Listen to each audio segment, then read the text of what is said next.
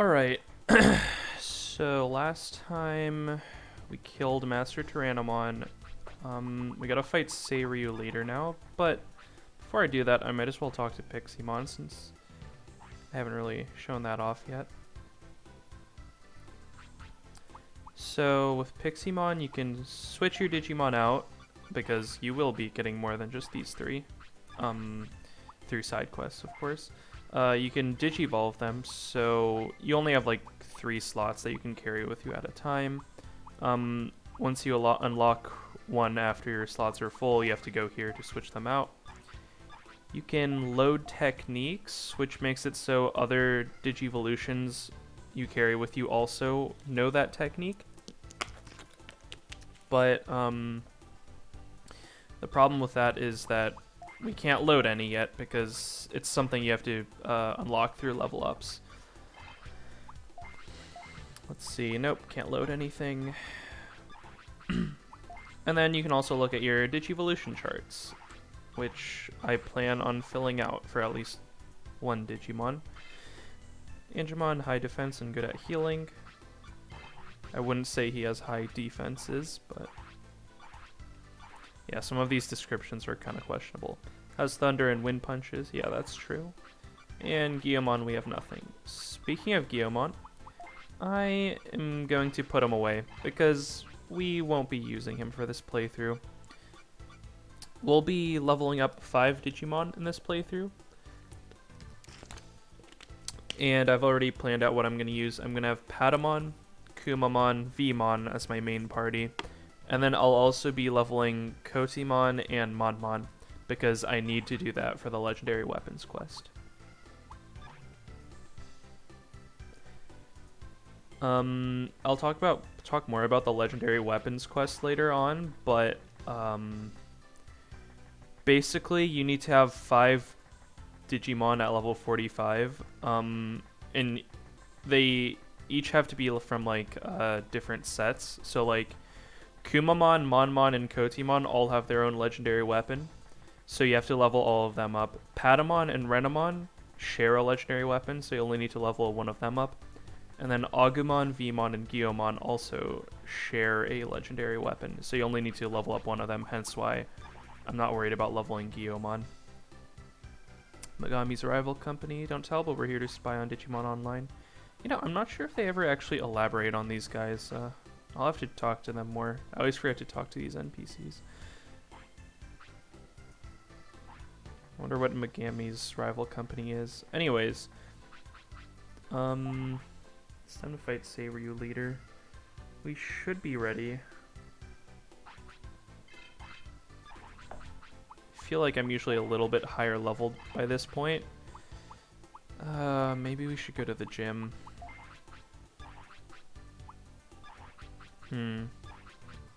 Because we are sitting on training points, but I think I'll be able to handle it. Yeah, shouldn't be an issue.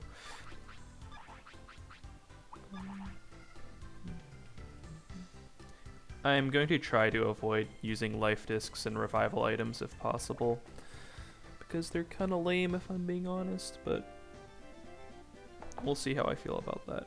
Anyways,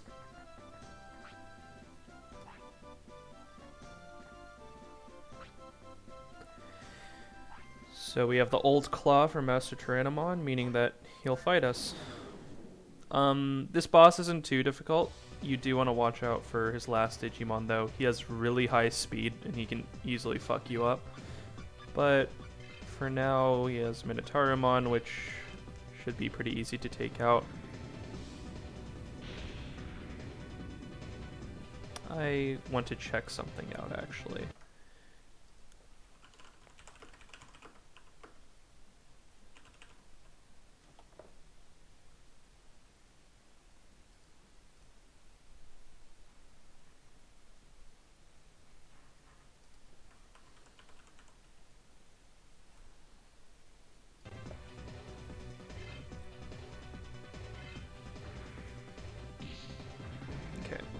So Minotauromon is mainly weak to fire. He resists wind, Thunder, I'm not sure how much thunder damage would do, but we'll keep using that.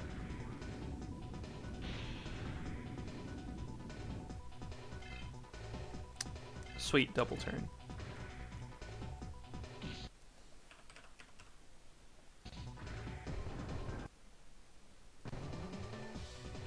Nice.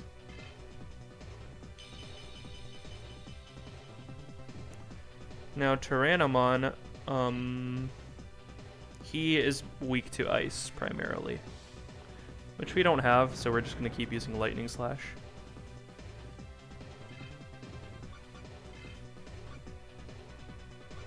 Air fire tolerance isn't terrible.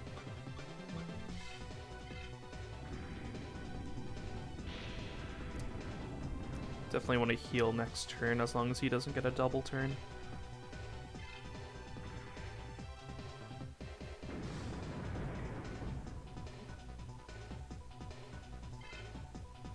There we go. Earlier, I said that the Maniac pack sucked. That's not true. Because Kumamon is actually very strong. They just suck to use because leveling them up can be very annoying. They're tough to use. Let's see how much Whirlwind does. I think we're doing 195 with the Lightning Slashes. Oh, wow. Okay, that must have been a crit. Because according to this bestiary I'm using, he should have the same tolerance towards thunder and wind. Okay, Apemon. What's Apemon susceptible to? He is mainly susceptible to dark and fire. He resists wind more than he does thunder, so let's use Lightning Slash. You want to look out for Apemon. He's really fast, so he can get double turns and also evade a lot. Nice. Yep, there's the double turn.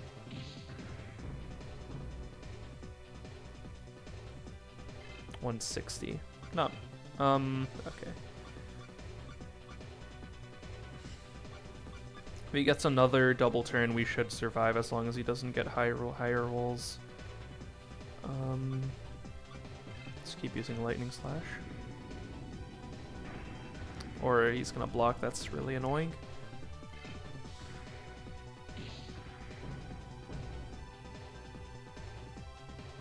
Yeah, 160. Okay, we definitely want to heal now.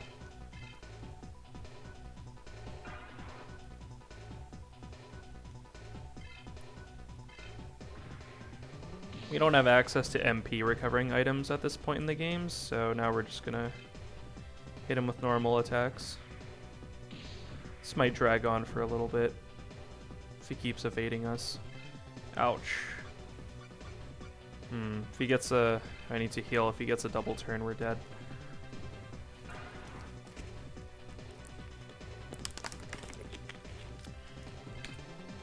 I'm not 100% sure how critical hits or damage rolls work in this game. I don't know if damage rolls really exist or not. Usually when they do more damage than normal, I'm assuming that it's a critical hit, but the game doesn't really tell you about critical hits.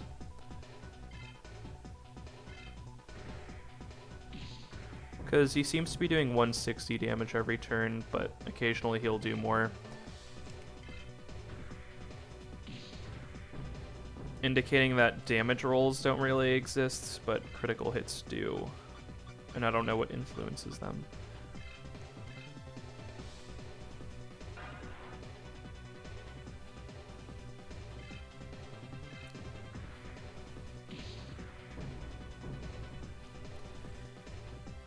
Okay, let's see, what's our speed looking at? Like 149. I'll have to remember to upgrade my speed next time we go to the gym, just a little bit.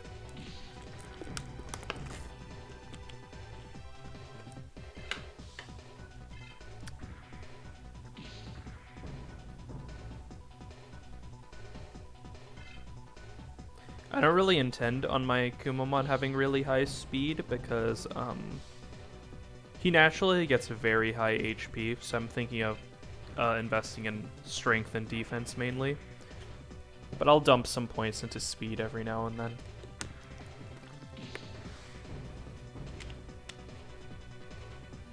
Damn it. Do I want to be risky? I think we can afford to do that. Damn it. Damn it. Okay. That's fine. I guess we'll let Angemon get all the XP for this fight, which I'm okay with. He needs it.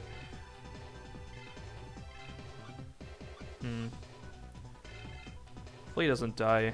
I'm gonna have to be using Air Blast even though he's resistant to wind. Oh god. This might have been a mistake.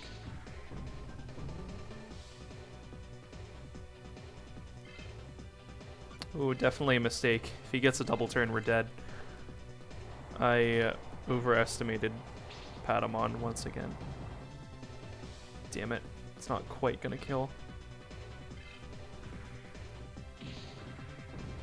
Alright, come on, come on. Come on. Damn it. I fucked up.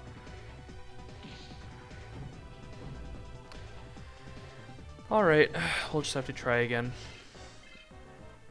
I'll speed this up so we don't have to go through it again.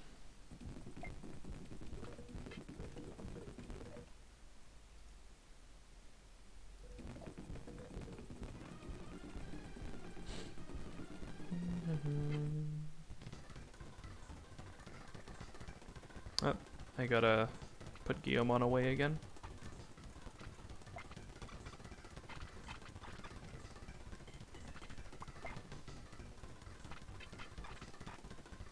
Alright, so the lesson is we're just going to be using Grismon for this entire fight. Because Patamon is not even remotely ready to be used yet.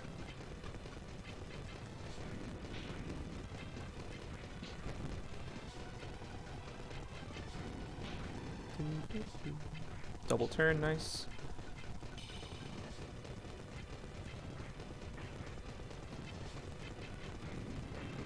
Damn it.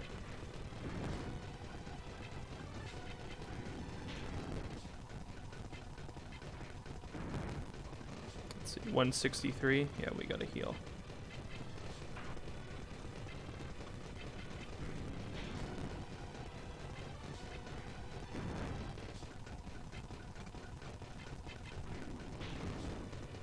Nice. Okay.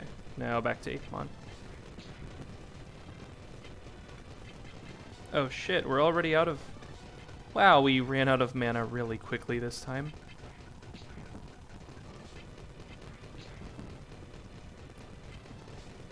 If he double turns us, we're dead. I'm not taking any more risks.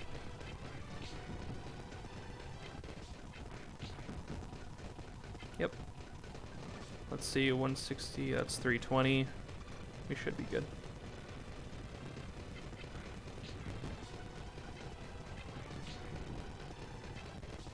Okay, now we gotta heal.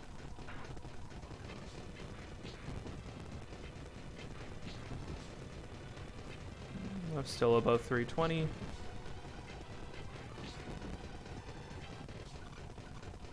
Yeah, basically you want to stay above 320 health at all times, at least in my case, because he's dealing 160 per hit. Alright.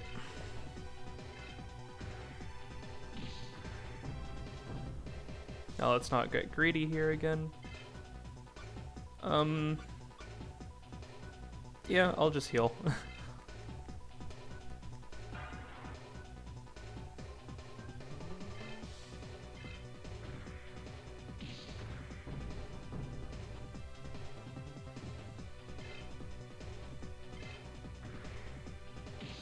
Yeah, Apemon is a really obnoxious foe to fight at this point in the game. We'll be seeing more of him later, in later areas, but he won't be nearly as annoying.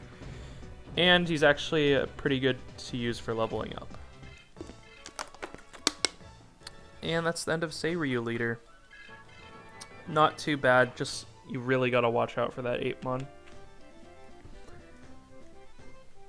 No matter what Digimon you're using, he will outspeed you and get double turns, unless you're running Monmon.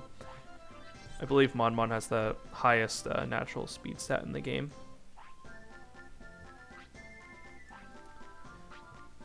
So he's going to tell us to go to South Sector, which we don't know anything about yet, but if we talk to Repeating Tom again, talk to this NPC for hints, basically. Use the gondola at East Station to get to South Sector. Gondola's pretty fast, so it's kind of scary. Okay, so we gotta head over to East Station, which I haven't really shown the map off yet, but let's take a look at that. So East Station is gonna be right here below the Kicking Forest, so we need to go back there, but I need to look at my notes to make sure I'm not missing anything, because I do believe we have an auction coming up. Yes. Okay, we do have an auction available now, which I haven't explained yet, really, but, oh, they have new dialogue after you beat the leader.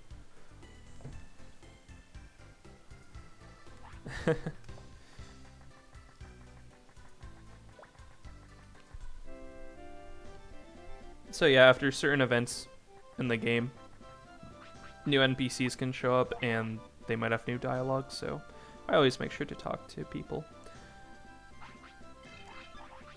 Let's get Patamon out here, and also so there is an auction available for us to do in Asuka City, but we're not going to go there quite yet because the game will naturally lead us there anyways pretty soon.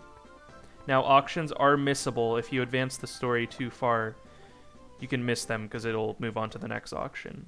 But I don't think this one is missable with the way we do it, since it's the first one. Where Growlmon isn't here either.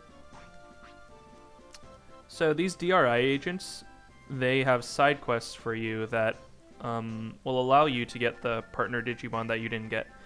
Since we already have Guillaumon, though, we can't do this guy's quest.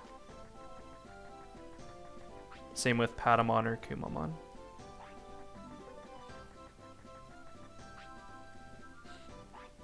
Now, I think these guys Digimon battle you now. No, not... Oh, you know what? Since I'm not using Guillaumon, my combined charisma stat is lower overall. Because the way your charisma works is that it combines all three of your Digimon's charisma stats. And since I only have 2 Digimon, my charisma is lower than what it should be. That's a shame, but we'll deal with it. Let's see. White charge. We can get rid of a Hagurumon and get something a little bit better.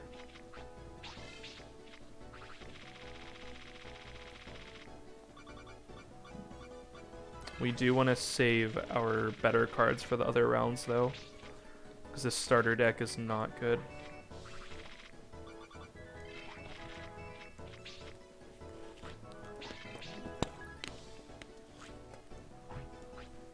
Whoops.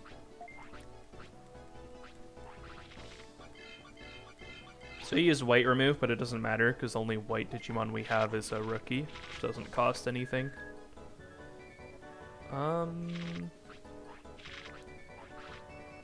Yeah, so he's gonna armor up. Please tell me I got an HP up. Fuck.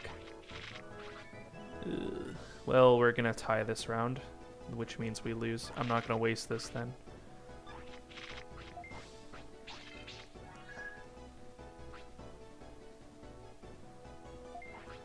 Basically, when you tie, as in both your HP values reach 0, you still lose the round, which is bullshit, but that's just the way it is. So since we didn't use that last card in our hand, it actually goes back into our deck. Ooh, Divermon. Too bad we can't use him. Yeah, we're gonna have to surrender.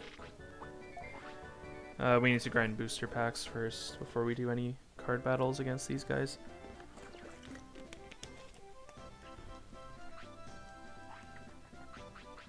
Alright, let's make sure we heal up first.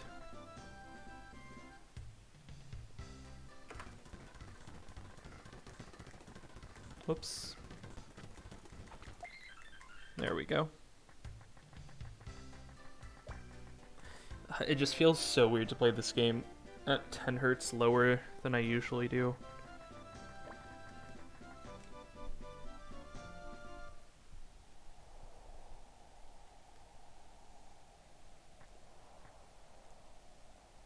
Oh hey, it's Teddy.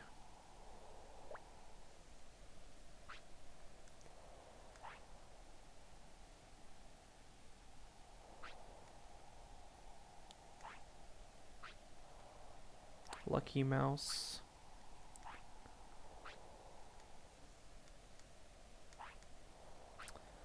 Not sure if having a hacker in an online MMORPG where you send your...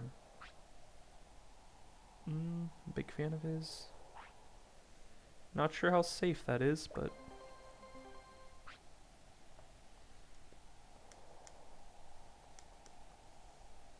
So, now the MMO is going under maintenance, which means we can't return back for now, which will cause problems later for sure, but... Basically, it's just an excuse for us to continue playing the game and not have to return to the real world.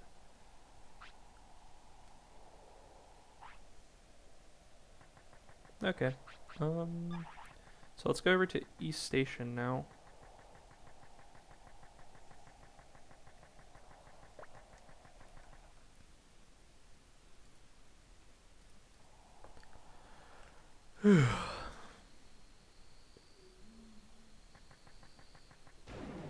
Oh yeah, we have the kicking boots now, so we can kick trees. I haven't shown off kicking or fishing yet.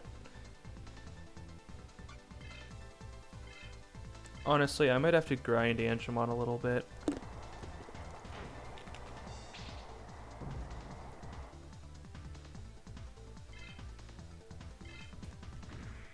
Just because he's way weaker than I would like him to be right now.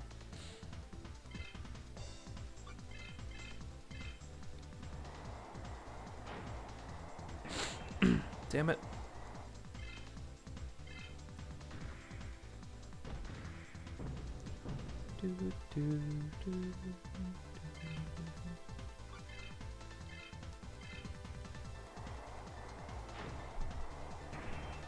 Oh my god, he's blocking so much.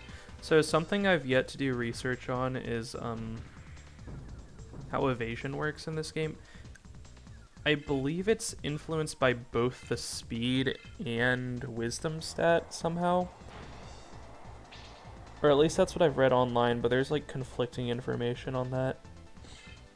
I know for sure speed affects it, but when it comes to magical attacks hitting, I think wisdom might affect it. But for physical attacks, speed is what affects evasion.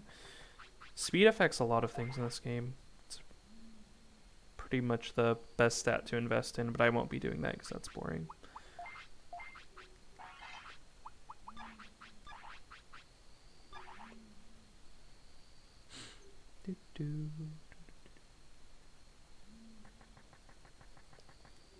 So you can kick trees and this radar thing shows up.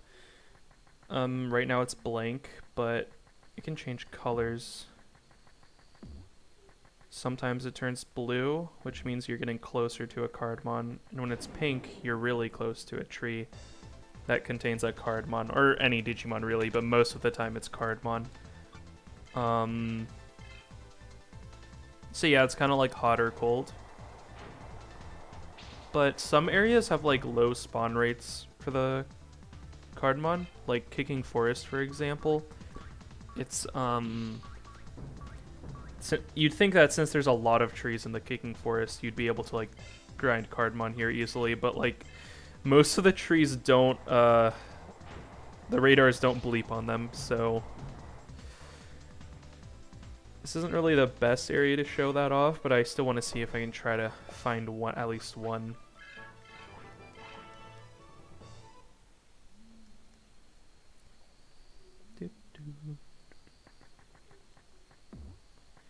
Yeah, none of these trees are really pinging anything. If you go down here, there's a NPC, Tamer Bob. Why do we battle? No matter how much I think, I can't find answer. Did you just say I can't find answer? Yeah, that's a typo. It's no use, I can't fight with this by myself. This guy is another trainer that's like difficult to fight. You have to have a very specific charisma stat to battle him. I'll try and look up a guide on that to see if I can find any information on it, because I don't really want to miss those trainer battles. Anyways, here's the East Station.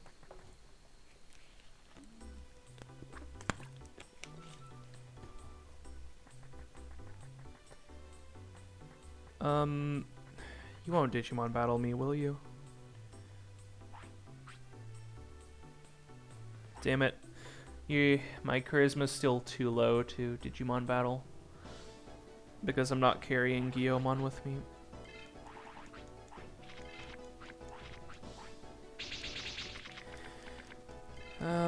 Yeah, I might as well just surrender.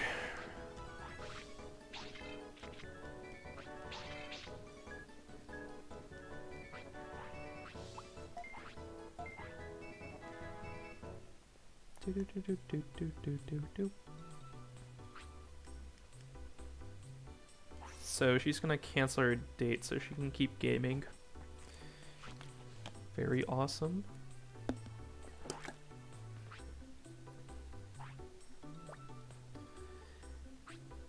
And this segment is going to start one of the worst parts of this game that I always dread going through every time I want to replay it. This game has quite a lot of backtracking sequences. Most of the time they're not too bad, especially later on in the game when you get options that allow for faster travel. But there's two in the beginning of the game that I particularly despise, and this is one of them. So we need a blue card, reference to Digimon Tamers. So we need a blue card from a Digimon born from a blue card. That would be Guillaumon. So he's saying we should ask Guillaumon in the city. Now, which city is he talking about? Asuka or Seiryu? I think the game means Seiryu, because there is a Guillaumon in Seiryu, so we're gonna go talk to him. I'm not sure if it's necessary. I think it is necessary to talk to him to set up the flag for the next event for this little quest. Because even though I know where I'm supposed to go, I'm going to go talk to him anyways. Because I'm pretty sure it's necessary.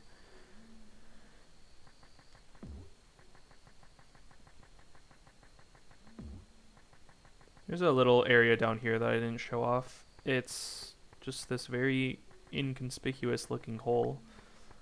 Can't do anything with that yet. Damn it. Really? I know it's possible to find encounters in the Kicking Forest. I've done it before. And if you get up to a body of water, you can fish. I might as well show that off. So you got this little mini game. Green means you get a regular Digimon encounter. Gray means you don't catch anything. Yellow, which didn't show up this time, means that you get a Cardmon. I'm going to try to get a Cardmon. So I'm going to try again. There we go. There's the yellow. Nice.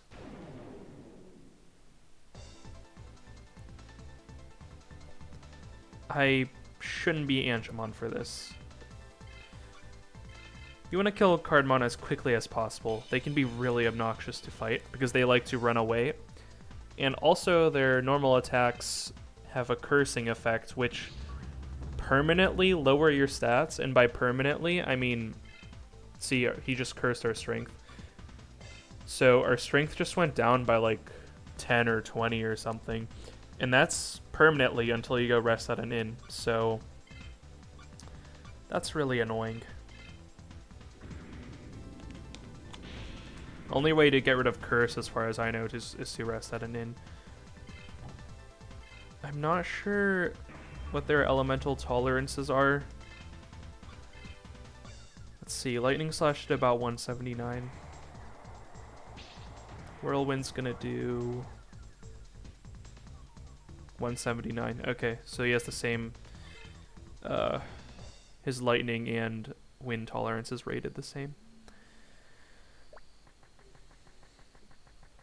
I think they might have like the same resistance towards all elements actually. That would make sense.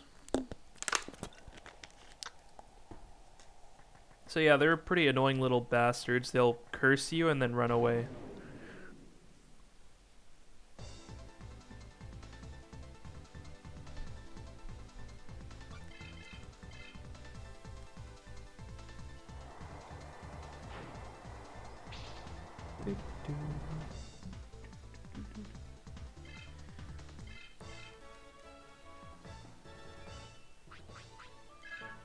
Finally, level 10. Small heal. This is a really nice technique because not only can we use it in battle to heal, but we can also use it outside of battle. So Patamon's going to be our primary healer now, so we don't have to rely on power charges outside of battle as much. Although power charges are so cheap to come by that I'll still buy like 99 of them when I have the chance. They only recover 500 HP though.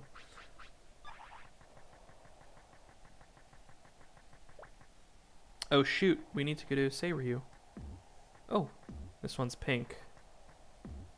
Nope, blue, so gotta go this way. There we go, found the tree. Is it a Cardmon? Yes it is.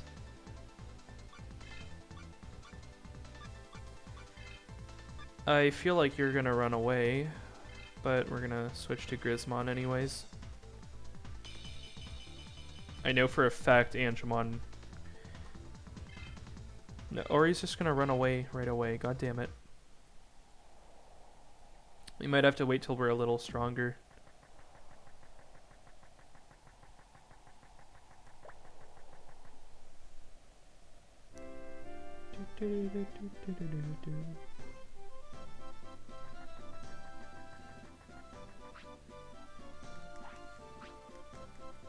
He always says the same thing.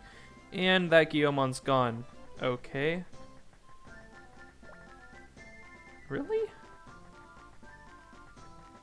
Am I misremembering something? I swear he's supposed to be there. So they do mean Asuka City. Okay. Yeah, I was wrong. They want you to go to Asuka City first, not Seiryu. And that's what I meant by the game directing you towards Asuka anyways. So we're gonna go find Guillemon and also do the auction.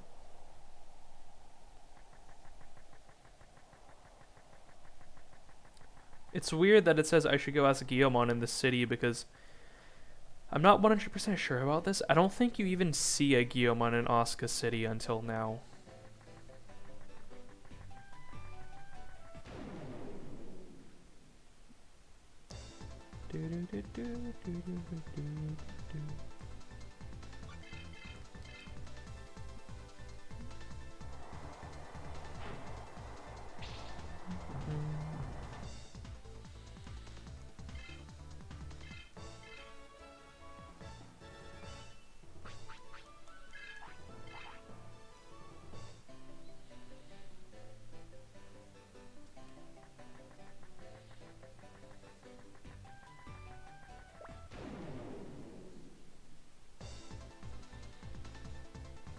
Hopefully we can get Patamon up a level because I do want to hit the gym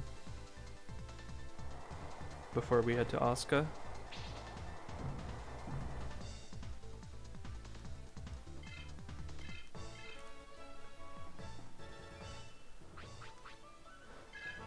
There we go.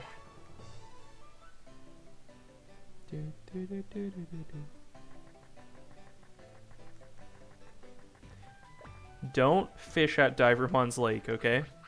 At least not yet. Because you'll find, you guessed it, Divermon in the water, and they will kick your ass at this point in the game. They also like to run away a lot. However, they give a lot of experience points, and when we're ready to do so, we're going to be grinding in Divermon's Lake for quite a while.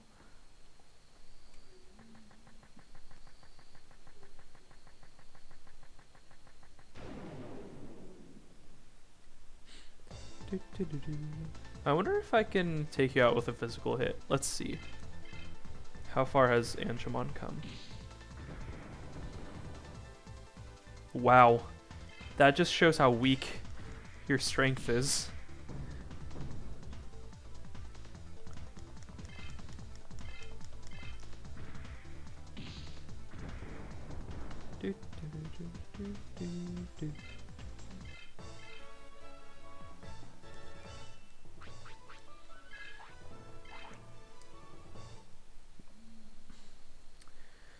So what makes backtracking as annoying is you have to run into all sorts of encounters.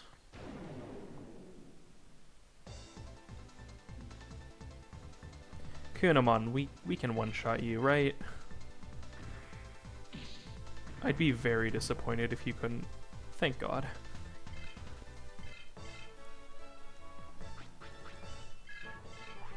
And we get a level up.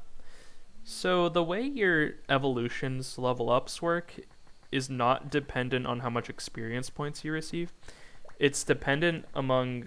it's sort of like Pokemon with EVs, but instead you get DV EXP every time you kill a Digimon. Different kinds of Digimon give different kinds of DV EXP. And certain Digimon require a certain amount of DV EXP to level up. For Angemon, I believe it's something like you need 10 DV EXP to level up. And some encounters, like with the Kunamon, for example, let's say you get 3 DV EXP. So you would have to fight 4 Kunamon to level up Angemon once. And that DV EXP requirement, I believe it gets higher once you reach like level 90 or something, and that's when it starts to become difficult to level up. There's a really great video explaining it better than I did that I'll link in the description of the YouTube video I end up uploading.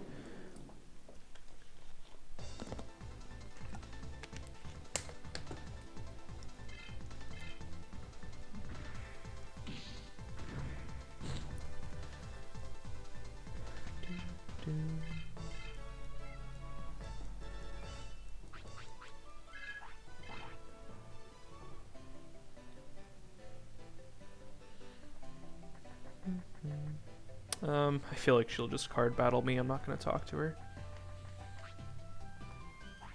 Let's hit up the gym. Alright, judging from how hard Patamon got dicked on last time, we're going to train defense. With Patamon, I want to be focused on defense, spirit, and wisdom. Nice. And I'll invest a little bit in speed. Maybe. I want speed to be at like 300, 400 by the end of the game, maybe. Strength, we're completely ignoring. Kumamon.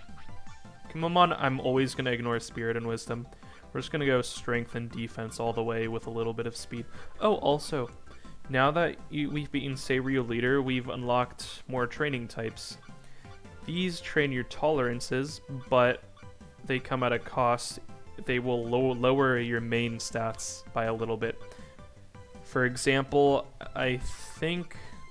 Well, I know fire tolerance actually also increases your MP. But these lower your stats. So like water tolerance might lower your strength.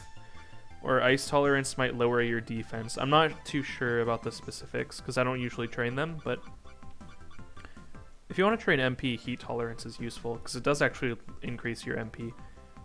Which, now that I think about it, I'm going to do that, because your heat tolerance is low anyways, and your MP is also terrible, so let's just do it, just because. Just so I can show one off. Damn it. Damn it. I have really bad luck. Nice. So yeah, plus 32 max MP. That's not bad. That's almost 2 Thunder Slashes. Also, our fire defense went up a little bit. And then we'll do some defense. I love the training animations. They're so adorable. Damn it. I usually have better luck with these. That was terrible. Fuck. Okay. Yeah, we're just gonna save that.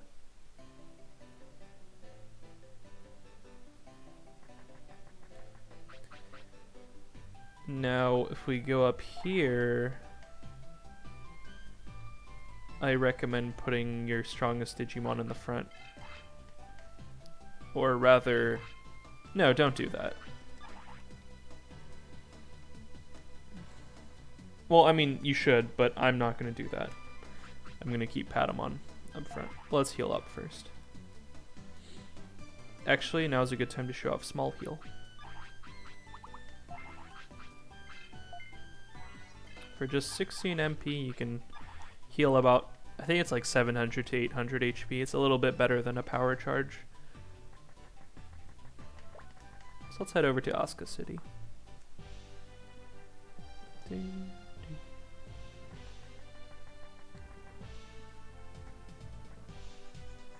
Who's this guy? Banana raincoat looking ass. He does look very sketchy. This guy looks much older than us.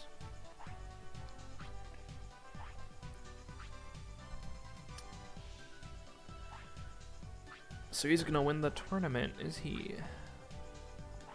So he's gonna want to battle us. This fight is pretty easy, but always good to be a little bit prepared. So he starts off with his strongest Digimon, which is his Triceramon.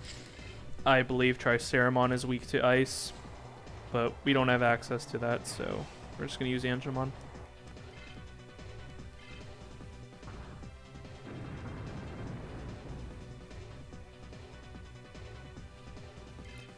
You know, I was hoping he wasn't going to do that much damage, but he did, so I guess we're not using Angemon.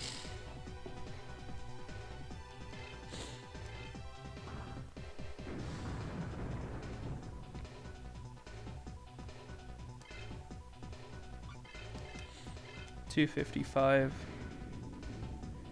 Triceramon's pretty slow, so I'm not too worried about double turns. 206. Now, how much does a whirlwind do?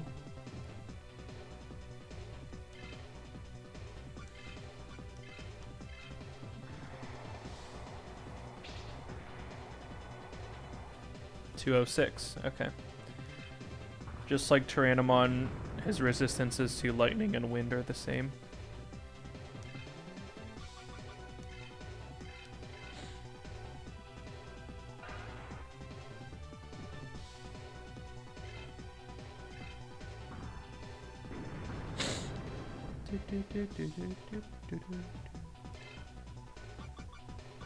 Let's heal one more time just to be safe.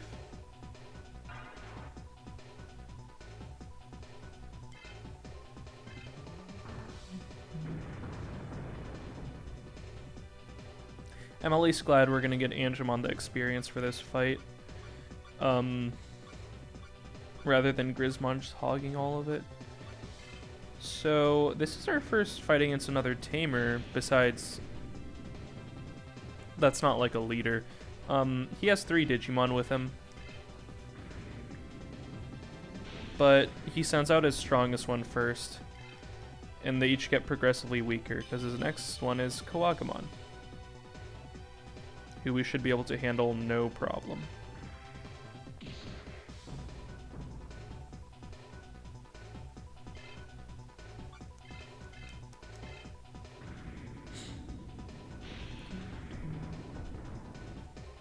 This one's a little bit stronger than your average Kawagamon, but he's still a Kawagamon. 217. How much is Whirlwind gonna do?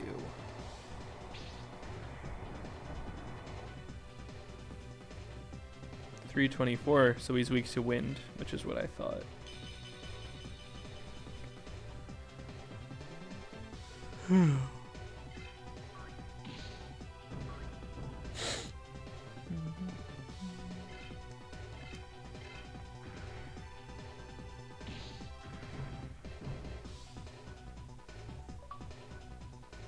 Another achievement.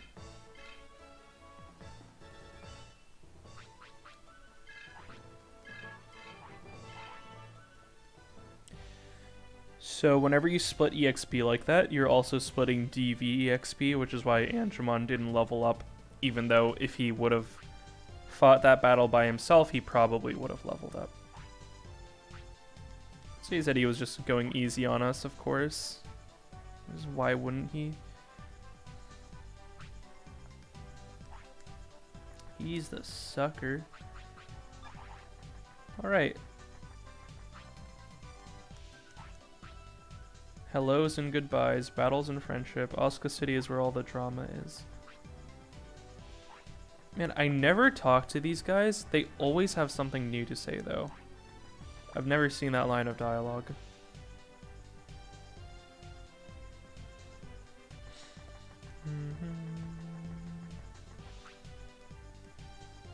She's happy because she can keep playing. That's good. And this guy. This guy says he has a date. I'm assuming it's with the NPC we saw in East Station that decided to cancel her date.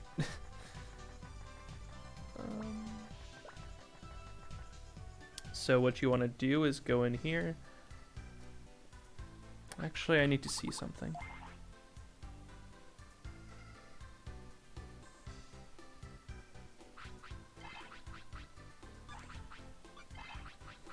Okay, good. You need 150 charisma to be able to do the first auction, or combined charisma. I was worried I might not have reached that because we don't have Guillaume, but we did. So if you go over here, now there's a Guillaume here, even though he wasn't here before. His cousin that went to Seiryu City, he's hungry so he may stop to eat. Talk to him again. He likes to nap, so he might take breaks. So what that means is that you should go to the Forest Inn and not Seiryu.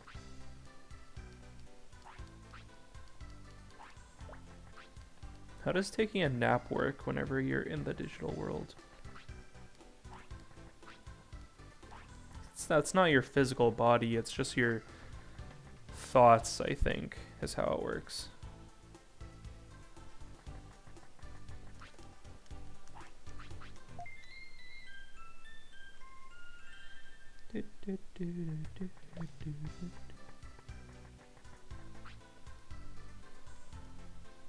Guess I'll just clean up here. Yeah. I always like to check that countertop. I don't think anything else can show up there, but I like to check it anyways.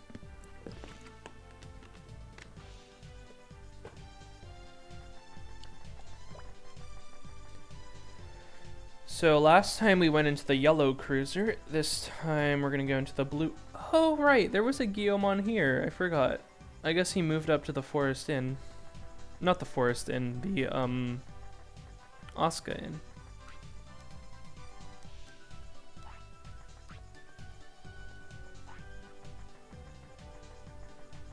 So if we go over to the blue cruiser, which is actually El Dorado, talk to Ponchomon over here. Oh wait. Talk to him twice, he'll give us an ID.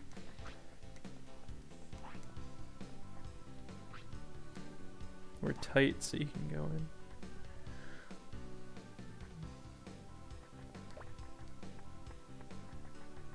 Why is my mic quality so much higher on stream? I have no idea, dude. I didn't change anything. Maybe it's Discord.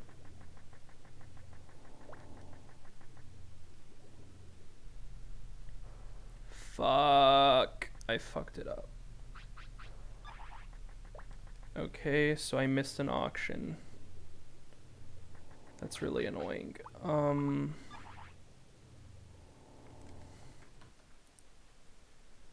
I should be able to get that item back later, but hopefully that doesn't mess up the next one. How did you know I was streaming? I don't think it says on Discord, because I turned that off.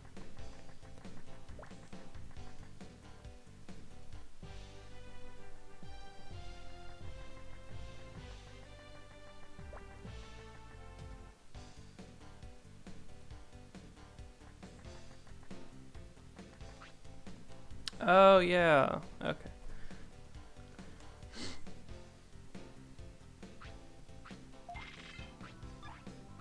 Oh, yeah, the cards here are really expensive. They expect you to come back later in the game to get those, but I'm not going to do that for now.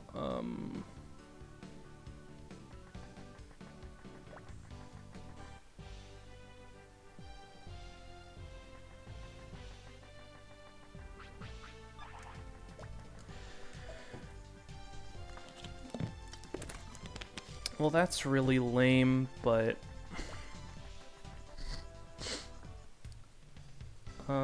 I guess I'll be able to do that later.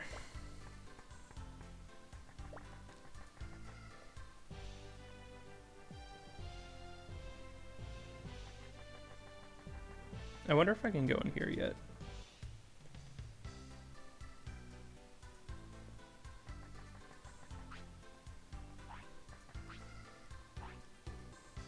Okay, yeah. I think once your charisma's... I think once you have the Eldorado ID, he lets you in. Which, you really shouldn't be here this early in the game, but if you have enough money, you get access to some really powerful items.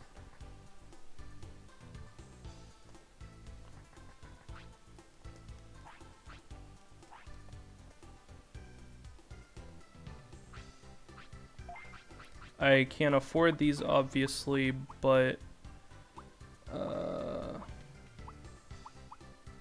I can't afford the Zweihander. I can't use the Zweihander because I took Guillaumon out, I forgot. The Power Arm is something I might want to get. And I believe the Cerberus Fang drains HP, so that's useful too.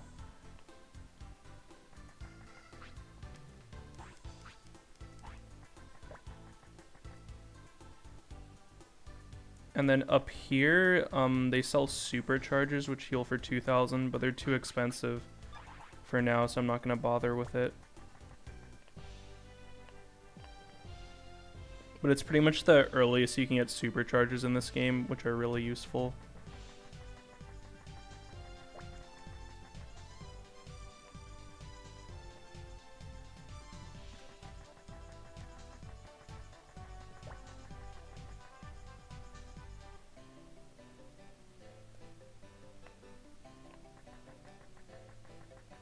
Okay, so now we have to go to the Forest Inn.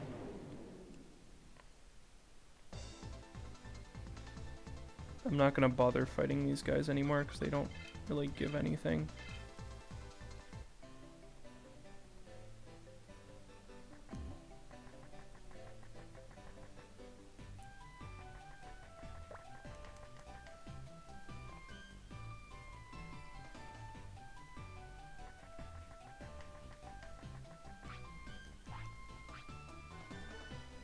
No, he still doesn't fight you. I'm just gonna keep talking to that guy until he fights me.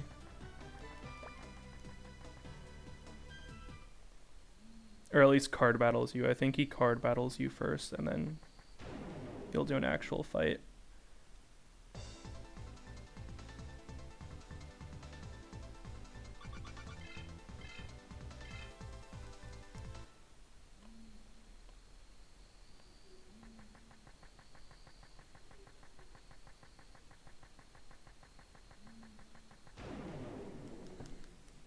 I don't know why that pop-up keeps coming up. It might be because I'm playing the PAL version, which runs at 50 hertz instead of 60, but...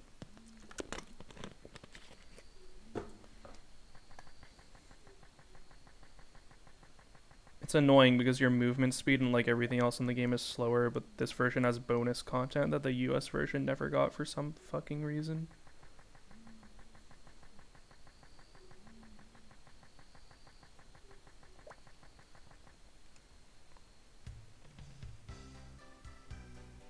Okay, so... Right, here's the Guillaumon. And then he sends you off to another Guillaumon, this time at Seiryu City. And then after that, you go to the East Station, but then you have to backtrack more. I really hate this part of the game.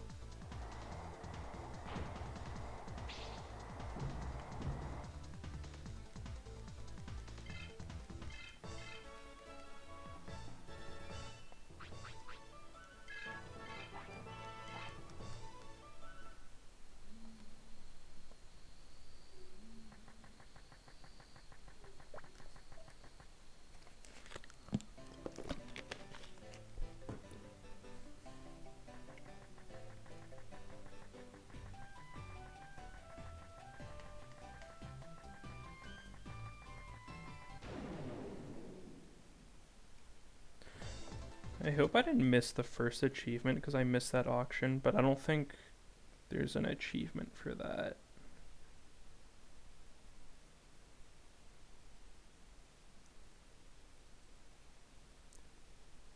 I think it's just the achievement is just to get all the items, which you can get by other means.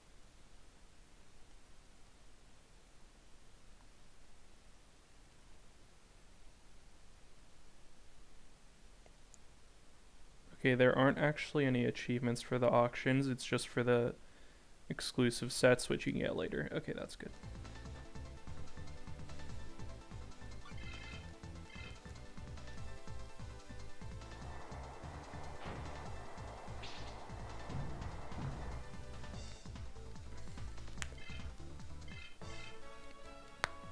Betamon can drop power charges. We haven't been getting those yet, though, unfortunately.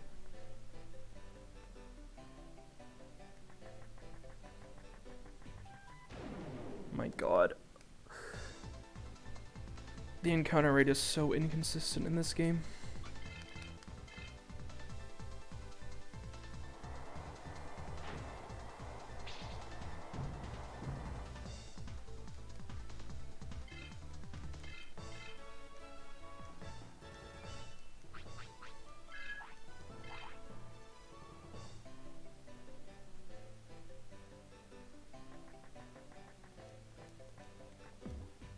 Nope, no cardmon.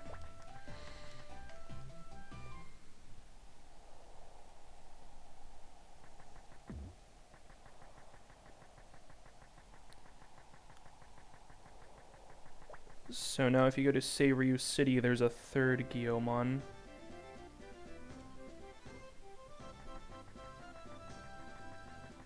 He's still not there, but he should be up here. No, wait, wrong place. No, wait, yeah, this is right.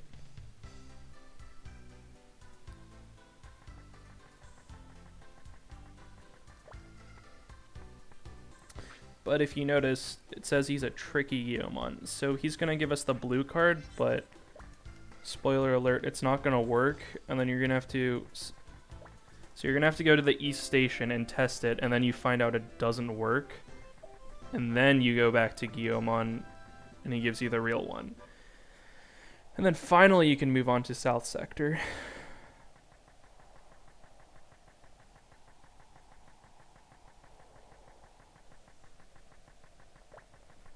I still haven't gotten Patamon up to 9, which I want to do before I move on to South Sector because of a certain boss. Oh, I didn't know you could find Cardmon here.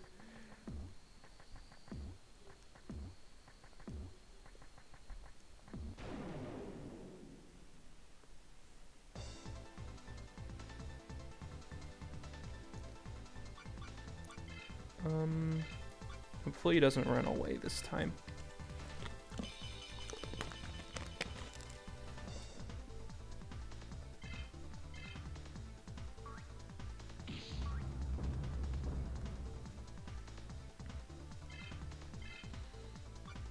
Strength curse is annoying. I'll have to fix that at the end later.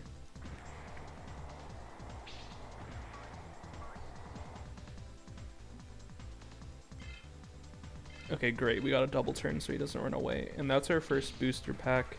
You can open those up by talking to any Divermon.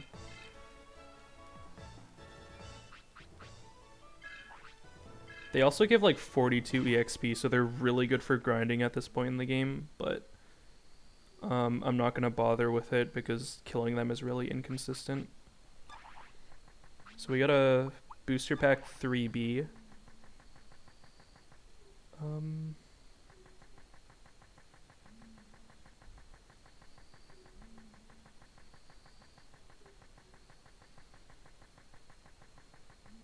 I will be having to collect every card in this game as well, which I've never done before, but you pretty much need to for some of the later duels.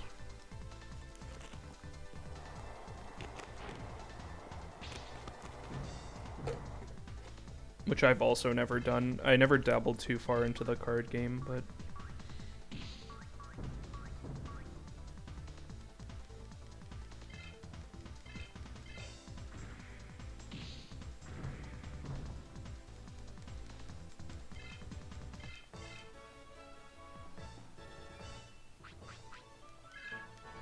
13. I think at 15 we get nothing. 20 we unlock Angelomon, I believe. Which we'll want to level her up to get the Phoenixmon line.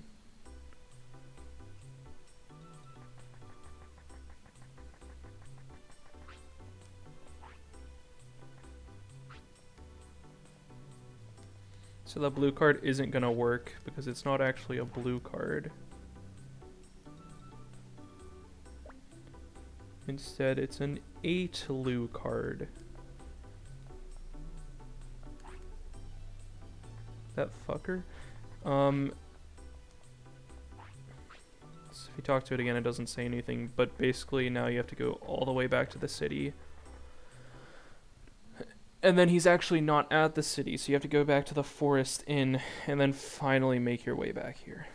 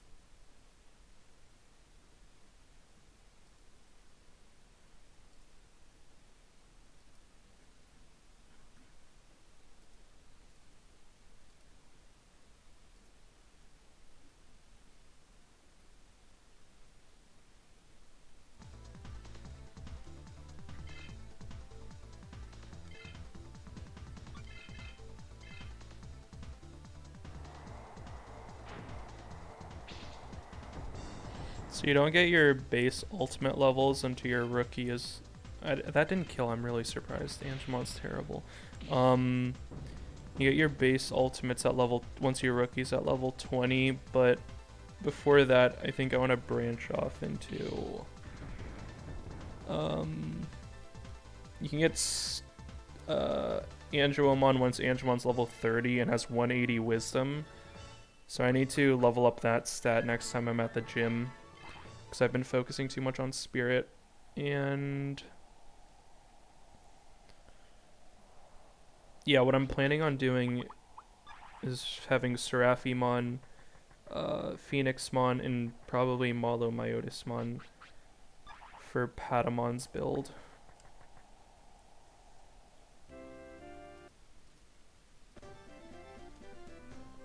And then I'll also be collecting every droppable item in this game. There aren't like that many, which is why I did it, but... So this right here is the actual Guillaumon, and he says the trickster ran away somewhere underground where there's ghosts. So I haven't actually gone to that area yet, but he's talking about the Forest Inn basement.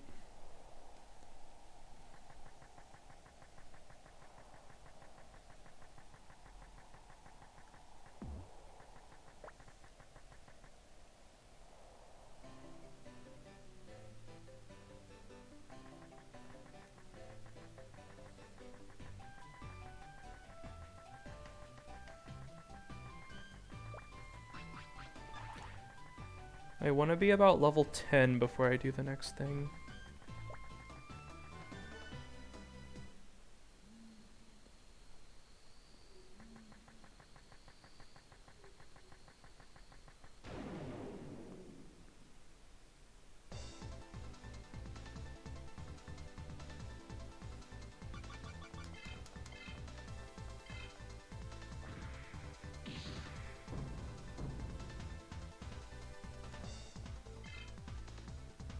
Ugh, I hate the way running away works in this game.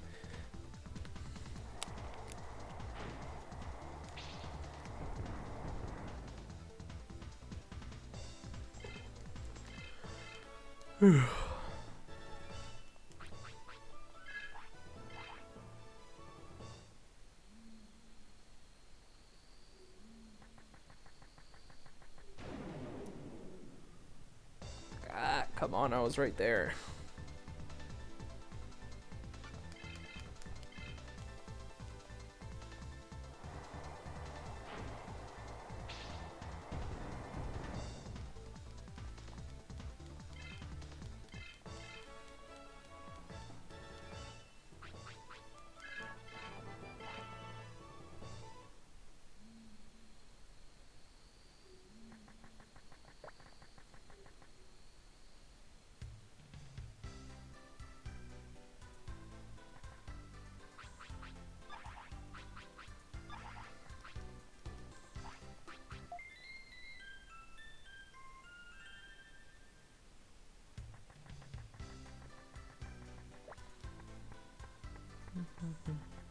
I know I said this basement will be important later on in the game. This isn't the reason why, but just keep it in mind for later.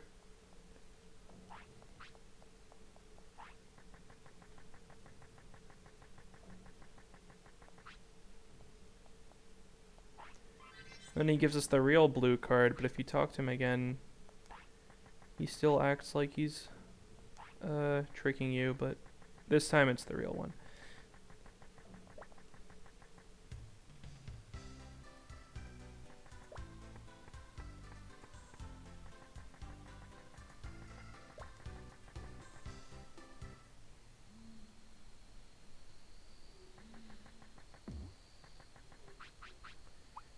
Do we have TP yet?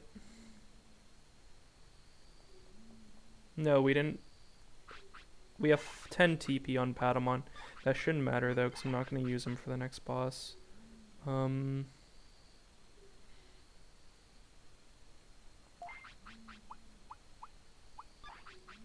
I didn't realize Grismon had a plus 50 machine tolerance. That'll be good. As long as his water and machine tolerance is good enough, we'll be fine.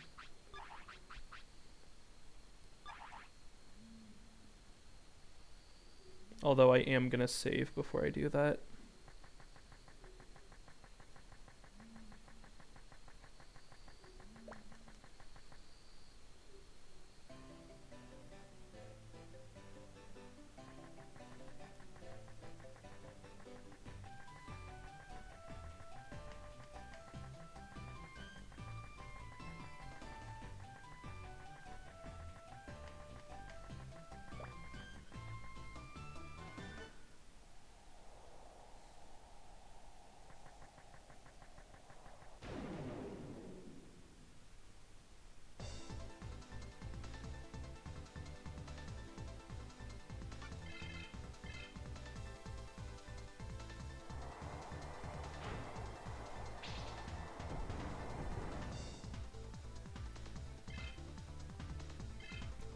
I mean, I guess Kiwimon's a bird, so it makes sense that he has super high wind resistance, but I still should be one-shotting him. Because this is like a level 2 area.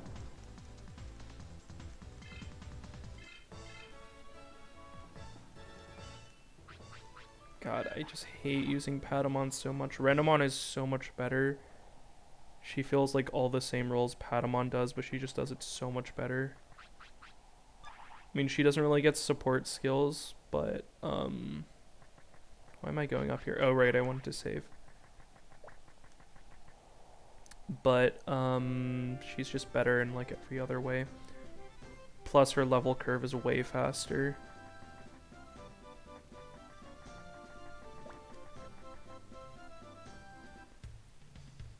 Oh, yeah, we can open up that booster pack.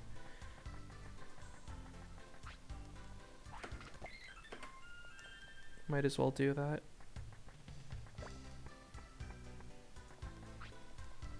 And I think I can buy reasonable cards from this Digimon too.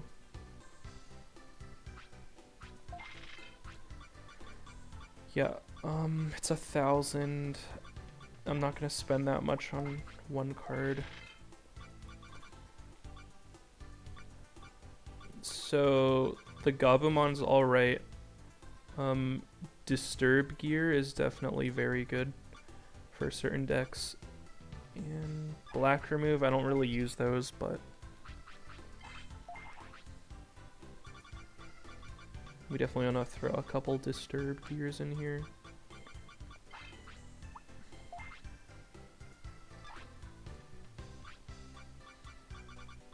I want to remove my 1/1s because they're not very good.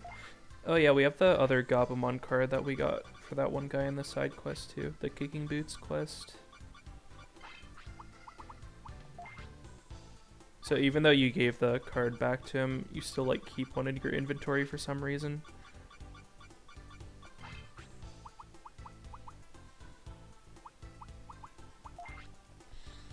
Alright. I'll probably grind more cards off stream just so I can have like a decent deck.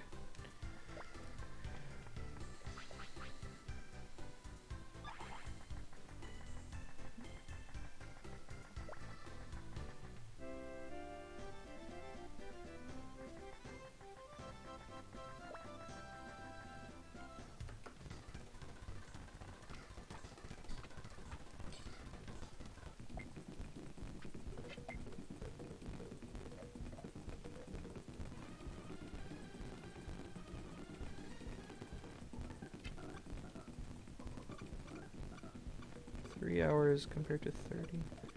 Okay, we're doing good progress, I guess. Progress-wise.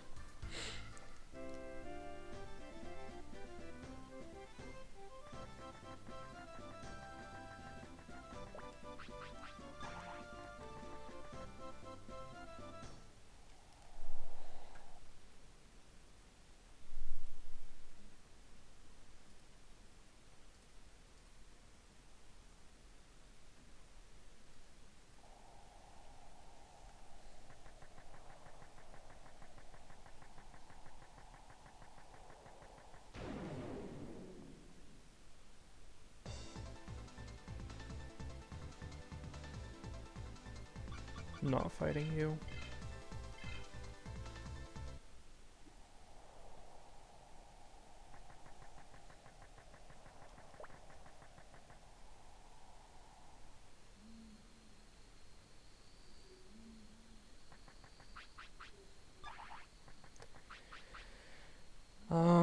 I could go to Tyranno Valley to level up like once, but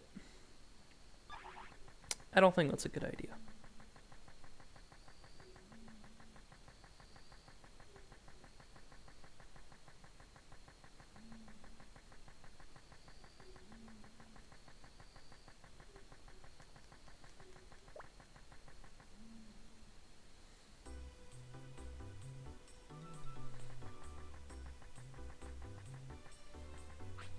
Alright, before you speak to the gondola, I definitely recommend putting not Patamon up front.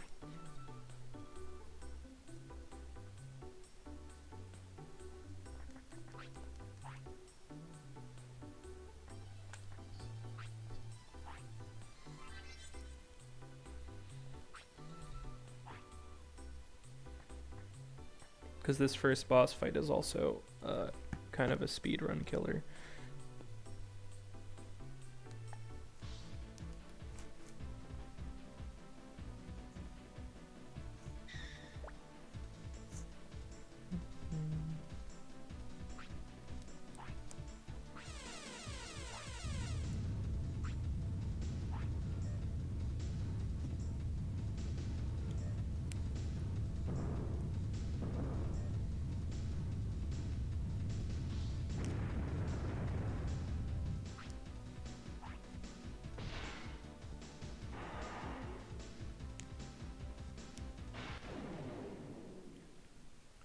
Now, Bulbmon is really fast. He gets double turns, evades a lot. And he also has machine and water type attacks. Which my tolerances are pretty good for those. For Grismon, so he's our best bet. I'm guessing he's susceptible to Thunder, but I mean, we're not going to find out if he evades us.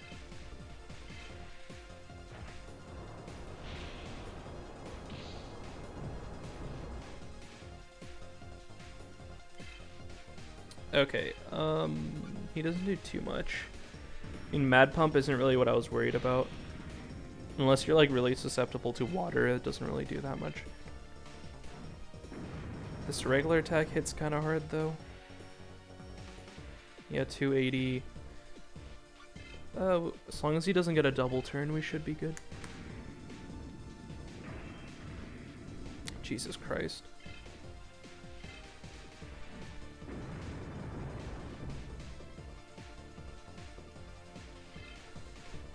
Damn it. Fuck. Please block. Nope. Well, I might as well reset. There's absolutely zero chance Anshamon can win.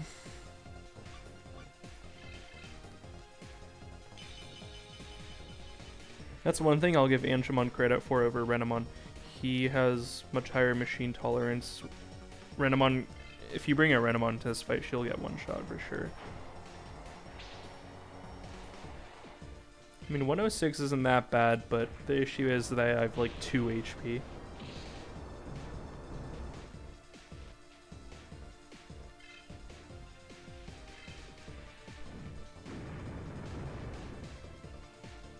Oh boy. Alright, I'm gonna speed this up so I can come back.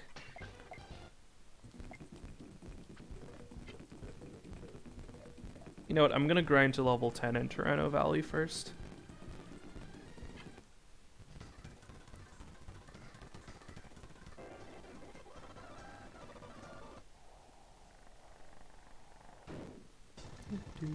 Ambushed, really?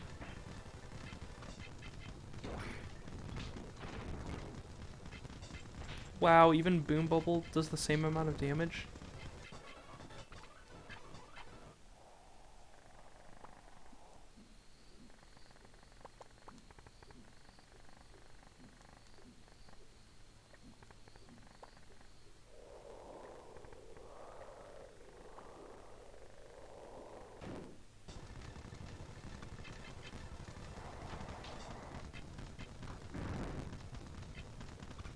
Whoops.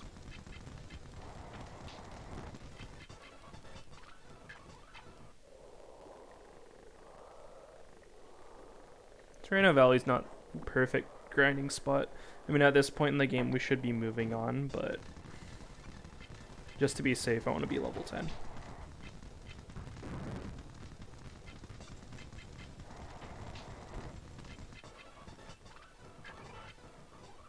And we got double guard. I'm not really sure how the double guard, double power like buffing skills work, but they don't seem to be too useful until you get stuff like mega protection.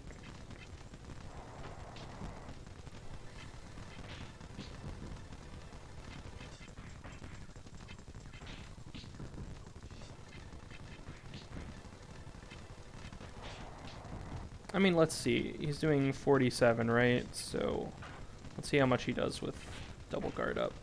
I guess we can block too.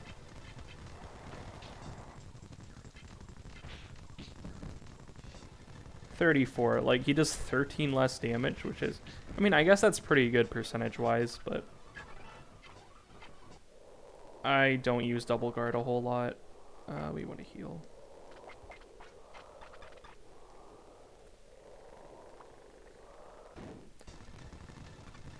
Speed up is a good buff, though. I highly recommend that.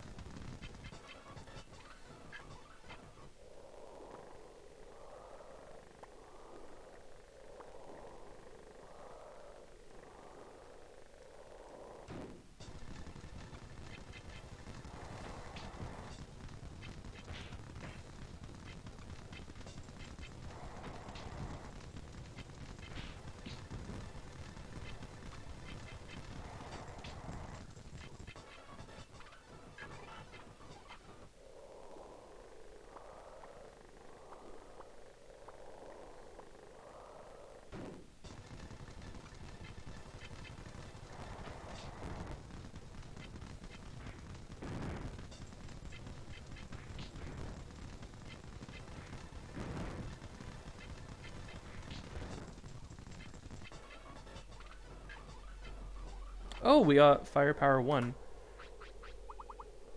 Didn't think we were gonna get that this early on, but I'm totally okay with that. Basically, it's an accessory that adds elemental attributes to your regular attacks. So we're gonna give that to Kumamon because I don't see myself using regular attack with Anshamon too often. But I'll show that once Patamon gets to level 10.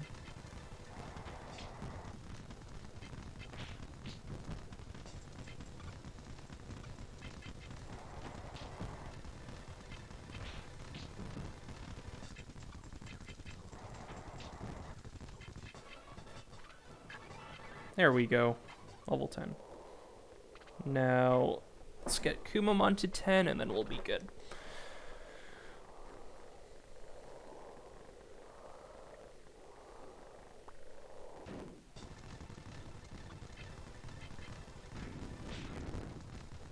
We probably don't even need to use techniques with him, but...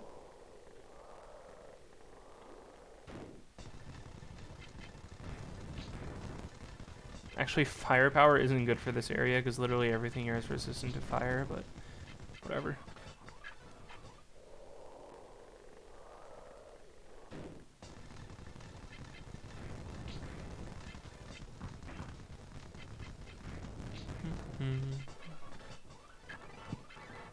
Level 10. Okay, that was quick. But yeah, it took 100 more EXP to get Kumamon to 10 than it did Patamon. With Guillaumon, he would have hit level 10 at like 800 EXP, I bet. Like 700, 800. So yeah, it's pretty difficult leveling up these two, but I'm already in too deep, I guess.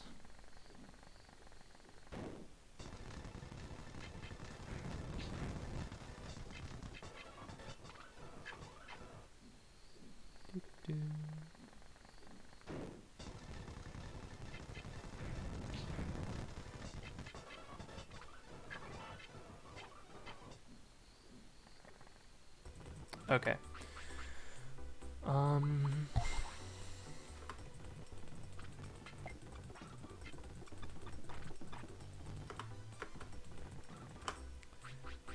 So this time around, let's hope we don't die, because we got reckless or whatever.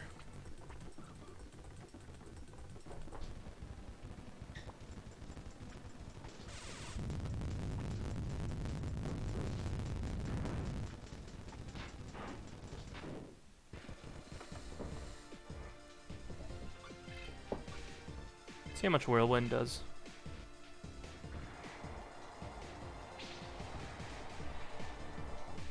$141. I think Lightning Slash did about the same.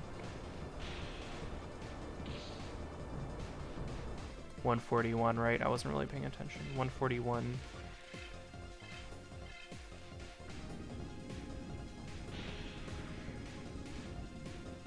And 186. Okay, I mean, he's a machine. It makes sense that he's weak to lightning.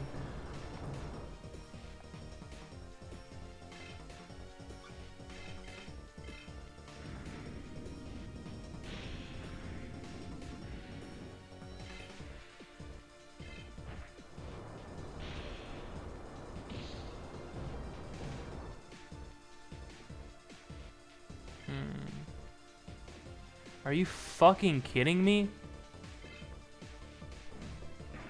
Thank God.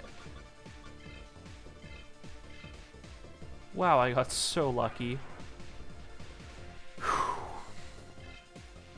And we're gonna heal again, just because he's, okay, or we can get a double evade, that's really good too.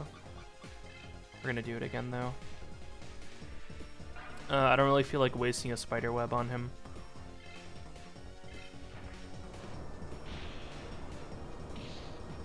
Nope, not 3 in a row. Okay.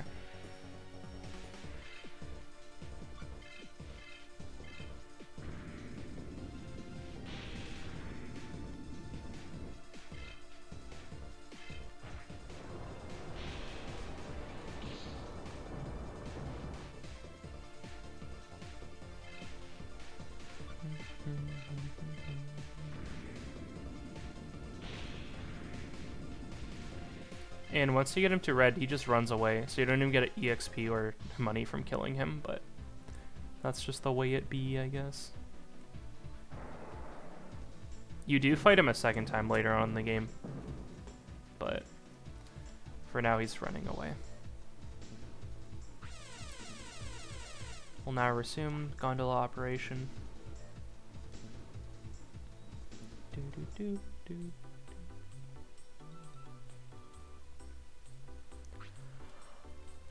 So now we're in South Sector.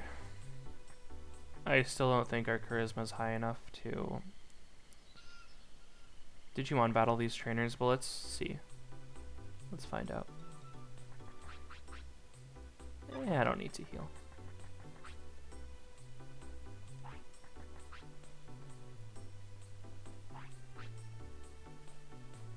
Oh my god, he still wants to card battle. Just gonna surrender. Absolutely no way I can win.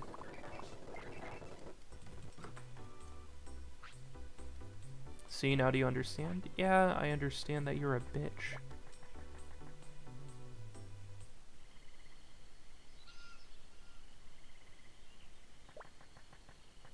Now we're in South Sector. Ooh, there's a something here. I don't really know if I want to fight it though.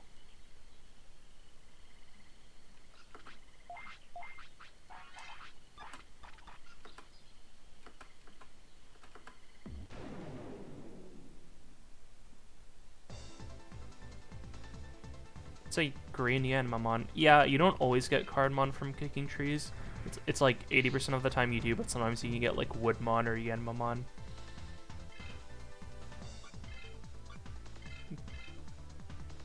I think these green Yanmamon like to run away, actually. I wonder what they're susceptible to. Let's see. Yanmamon.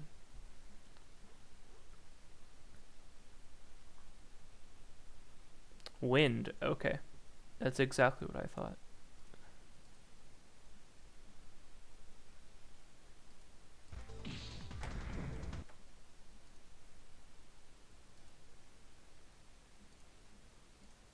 Yeah, wind. Okay, so if he doesn't block this time, that should kill him.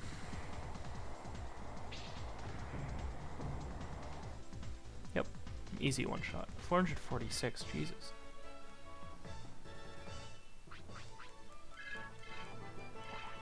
As you can see, enemies are giving much more XP now.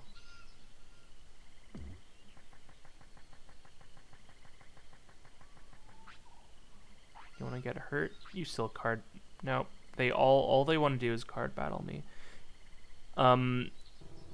Literally every other time I played this game, I've had like 3 Digimon with me, and at this point, they always Digimon battle you. But you know, I kind of regret not raising that Guillaumon, but it's whatever.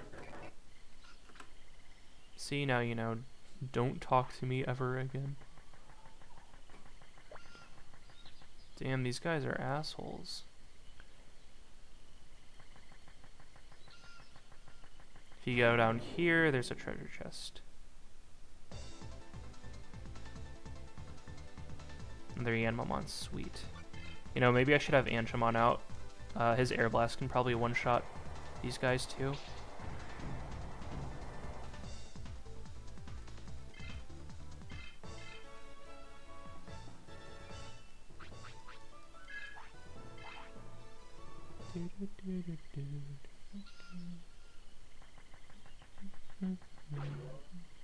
Tin mail.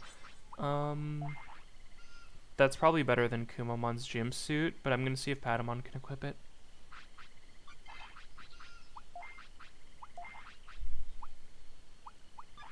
+4 isn't great.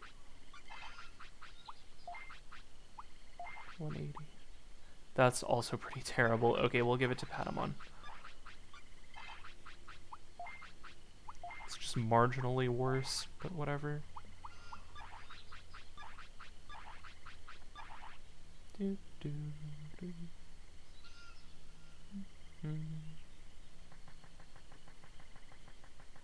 I believe if you go fishing here, you can find Coelamon. Hopefully not Gesomon, though. You can encounter Gesomon sometimes. Oh, Seadramon. Seadramon's pretty powerful at this point in the game. Let's see if we can take him on.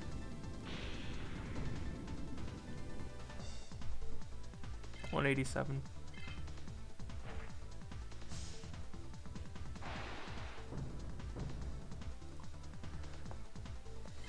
Okay, never mind. He does have quite a lot of HP though, but the XP will be worth it.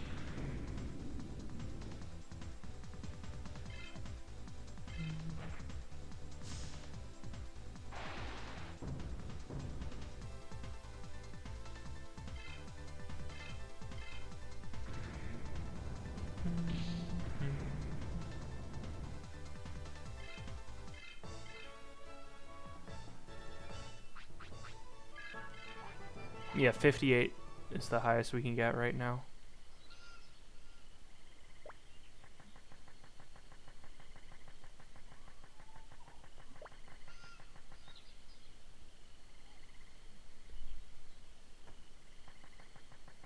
Ghostbuster Puck. Shouldn't go in that room. There's a ghost, I'm sure of it. So, as always, you want to go into the room.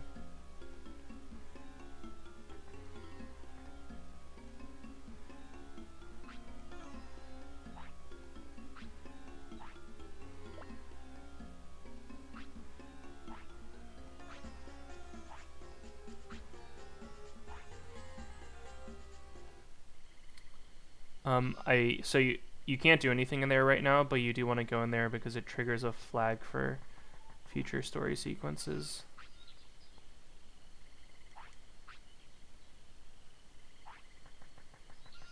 Tamer Jessica, she does fight you if you have a certain charisma stat. Be warned, her Digimon are very powerful for this point in the game.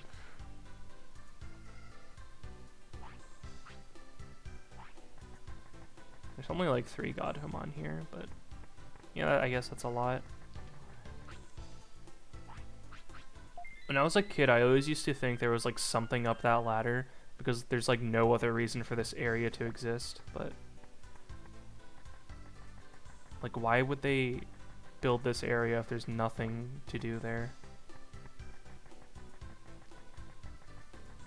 Let's save real quickly.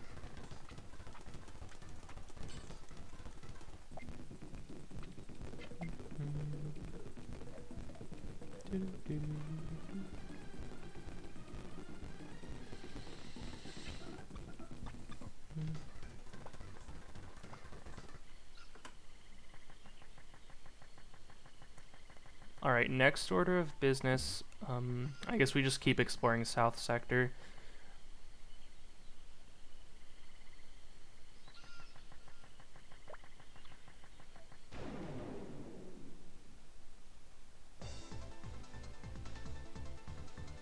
Oh, this is the Koalamon I was talking about. You can also fight them in East Sector if you fish in Central Park, but they're pretty easy to take out. Lightning Slash is really effective to have here. Or if you have Renamon, you can get Thunder Bolt and Thunder Gemini with Kyubimon. Digimon like Agumon are obviously harder to train in this kind of area,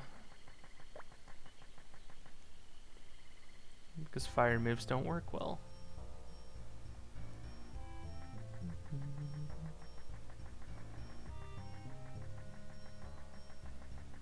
Now this is the Jungle Grave. You want to be really careful here because there's a certain region in this area that can oh, fuck me, okay.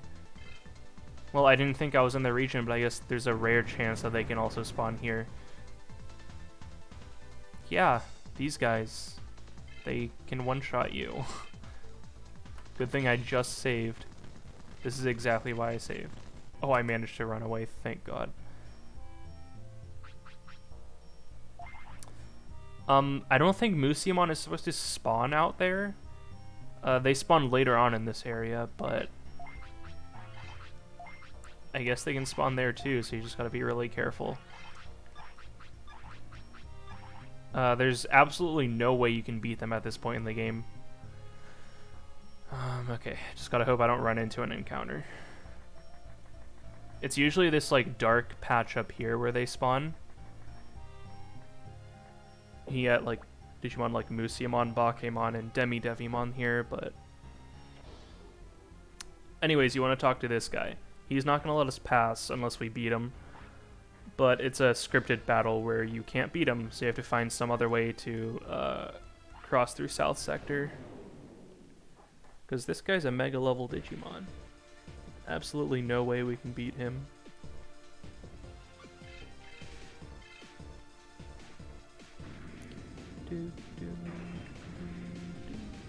I don't know why I wasted mana. This is a scripted battle.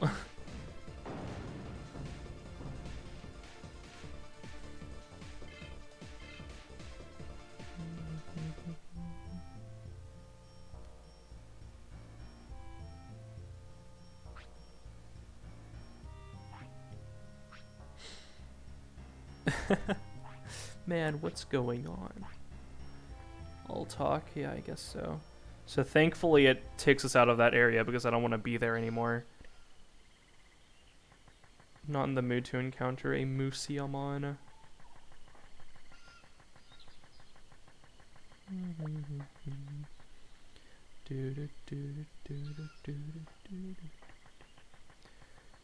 Now, in order to trigger the next flag, you have to talk to the Gatomon in the inn, which there's like no reason why the game would ever indicate that you would have to do that, but you just do, so you know. Oops, I forgot to heal up, but I don't think Gekomon is that much of a problem. Yeah, if I have Lightning Slash, I can one-shot all the like amphibian Digimon here, but the issue with Gekomon is that he can use Confuse Gas, and Confusion is really annoying in this game. Basically, it makes you pick a random, it turns all of your commands into like useless things, but I think one of them triggers an attack, and the rest of them make you waste your turn. So talk to this Gatomon. She says everyone's annoyed by Zanbamon. Sepikmon and Shaman House should be able to do something, but they haven't seen him in a while. So Sepikmon is the ghost in the Shaman House, and now we're about to trigger the second worst part of this game, which is like right after the blue card quest, because we have another wild goose chase to go through. This time with the Shaman House.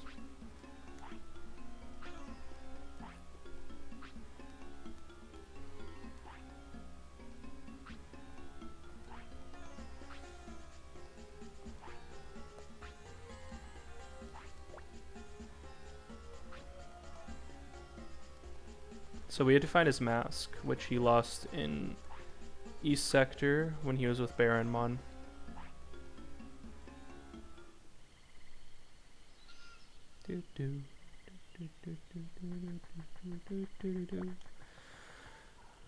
So now we have to walk all the way back to East Sector. I will be right back, however.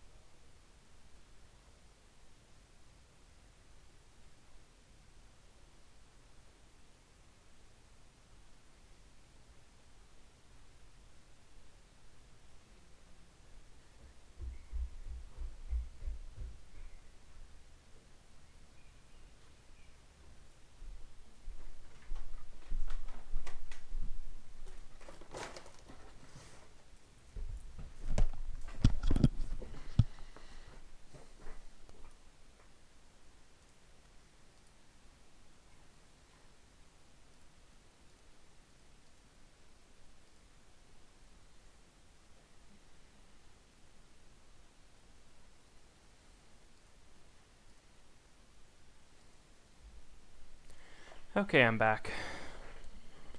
We almost have 3,000 bits, which is pretty good.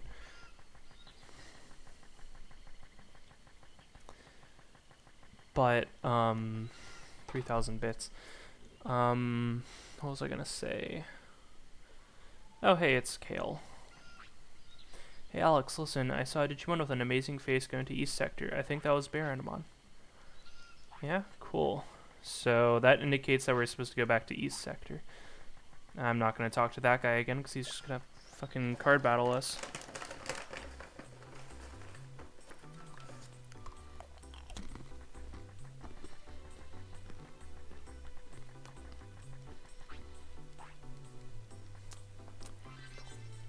So you can talk to the gondola again to head back to East Sector.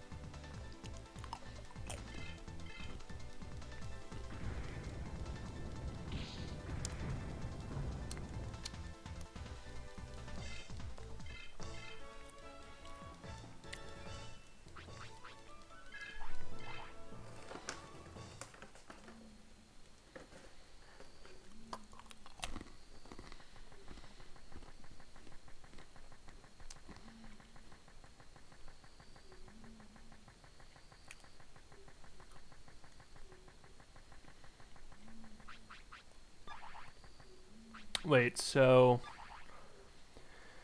God, I need to remember how this quest line works exactly. So, we need to find Baronmon. All we know is that he went to East Sector. But I believe if you go to Saberyu City and talk to either the Agumon or the Gyomon, they tell you information on where he might be. So I recommend doing that.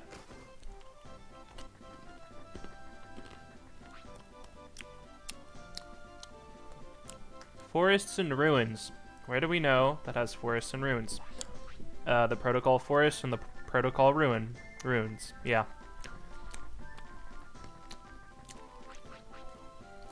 So we're gonna head over there.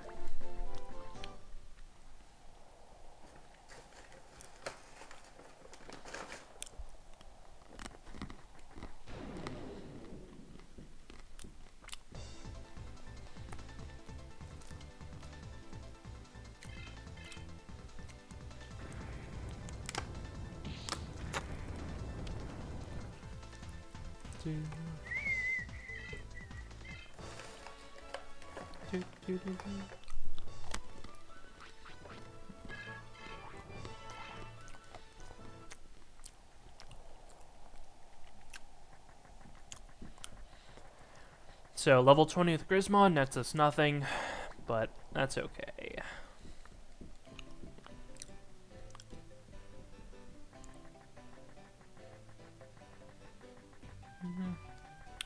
I've lost count of how many times I've gone through Divermon's Lake. This part of the game just involves so much backtracking. I mean, this game has a lot of backtracking, but it sucks in the beginning because you have no fast travel.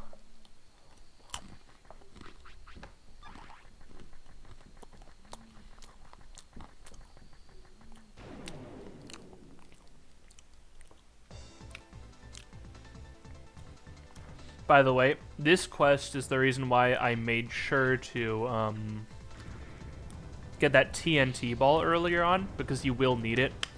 I highly recommend getting the TNT ball before you come here, because if you talk to Baronmon, he's just gonna... I am completely wrong. Never mind. That's a different quest.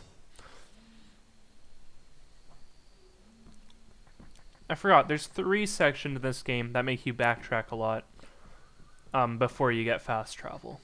This is only the second one. Third one involves a TNT ball. Highly recommend you have that TNT ball for the future.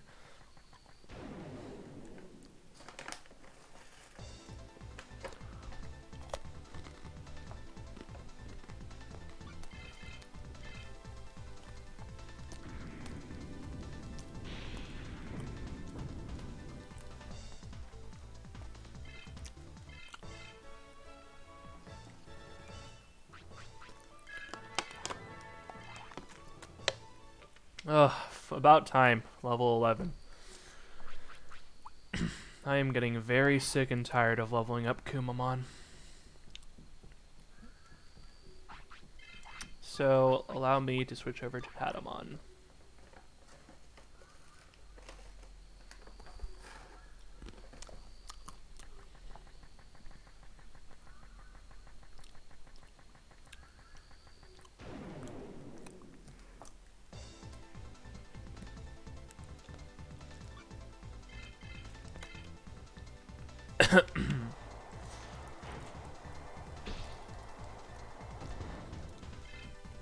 I remember grinding you for spider webs. Now get out of here.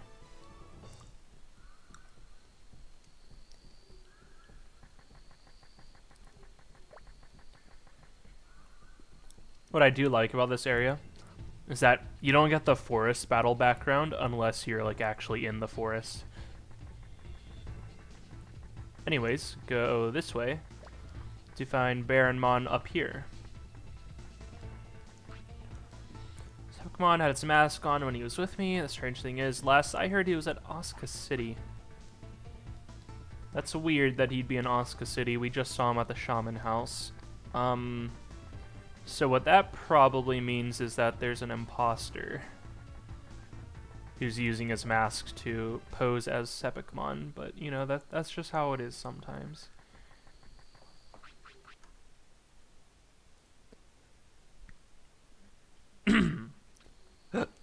Alright, so... whoops. So now we gotta go over to Osca City and see what Sepikmon's deal is.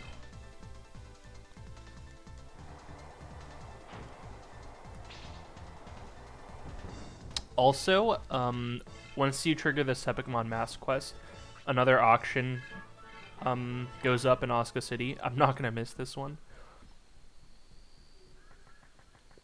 For the first couple of auctions, the game like deliberately makes you go to Osca City, so that you like maybe accidentally stumble upon the auctions. But later on, it makes you go back to Osca City at like the most random times.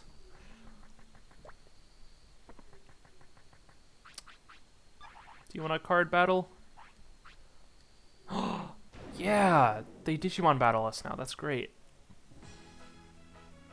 Free EXP. I'm not a huge fan of the Tamer battle music, though. I like most of the music in this game a lot, but the Tamer battle music isn't one of those, definitely. Anyways, she has a slightly stronger than normal Gaborimon. And her second Digimon is... well, I won't spoil it, but you can take a wild guess.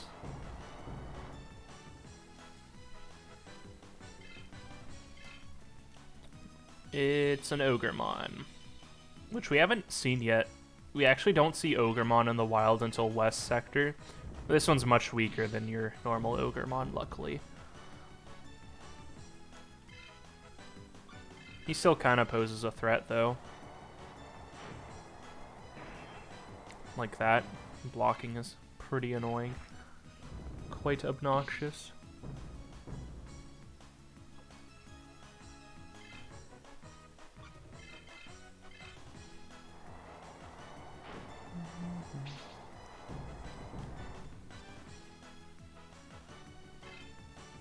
Sweet. Double turn, kill him in 2. And that's the end of this Tamer. So, Tamers usually have like patterns and what kind of Digimon they use based on their NPC sprite. So this sprite in particular usually uses like Gaborimon and Ogremon and things like that.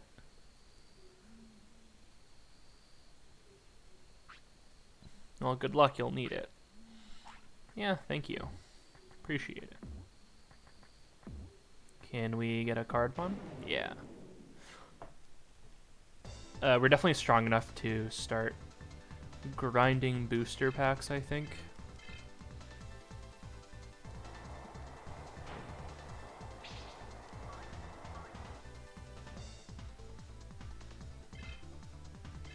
Even though I think Grismon is better suited for this job, but... 'cause we can't kill him in 2, but we can kill him in 3. As long as he doesn't instantly run away, I'm happy. Also, we didn't get cursed that time. So any of your like primary stats can get cursed. Are you fucking kidding me? He ran away. Any of your primary stats can get cursed. Your tolerances don't get cursed, though. Luckily, I guess. But yeah, they can curse your strength, defense, wisdom, spirit, speed, and what have it.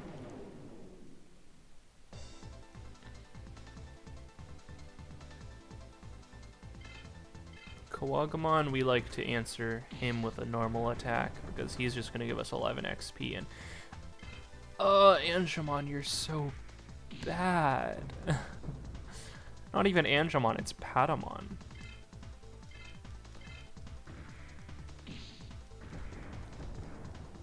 Like I said, if you want to have a better experience, I'd recommend using the Powerful or the Balanced pack.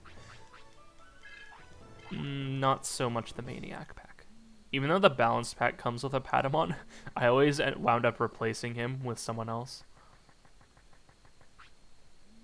Usually one of the Draconic Digimon, like Agumon, Guilmon, or Vmon. It's Digimon battle, but go easy on me. So this trainer type has bugs like Kunamon and Dokukumon. She's pretty easy.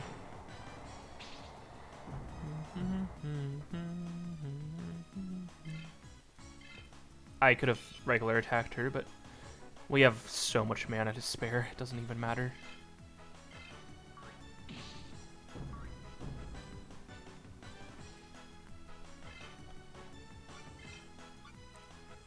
Yeah, 600 out of 800. I might as well use small heal. I think it covers like 600 to 800. Just about. No, 530? Oh, it only said 530 probably because that was my max HP. It's a little bit better than a power charge. So what kind of achievements am I hunting? Well, if you're familiar with the website known as Retro Achievements, you can connect your account to Retro Achievements, and people put in achievements for specific games. So there's all these like really neat achievements for Digimon World 3. There's like 100 and there's so many, and most of them, yeah, it is super cool, I know. Most of them involve like getting every Digivolution though, which basically just amounts to grinding, but I don't mind. I love this game enough to do that. Some of them are cooler, like getting all the elemental power S's, legendary weapons, exclusive weapons, and also you gotta do all the card game stuff. Every Digimon game has that grind? Yeah, definitely. Especially World 2. I can't stand World 2 actually, because it's just too slow for me, but I played this one the most as a kid, so the grind is not that much of a hindrance to me. I'm like, you know what, I enjoy grinding in this game. Complete the card album, like I've never done that. I've also never, oh, whoops. What did I do? Oh. I've also never played 2003 before. I always played World 3, so I'd like to do like all the extra content that this one has to offer as well.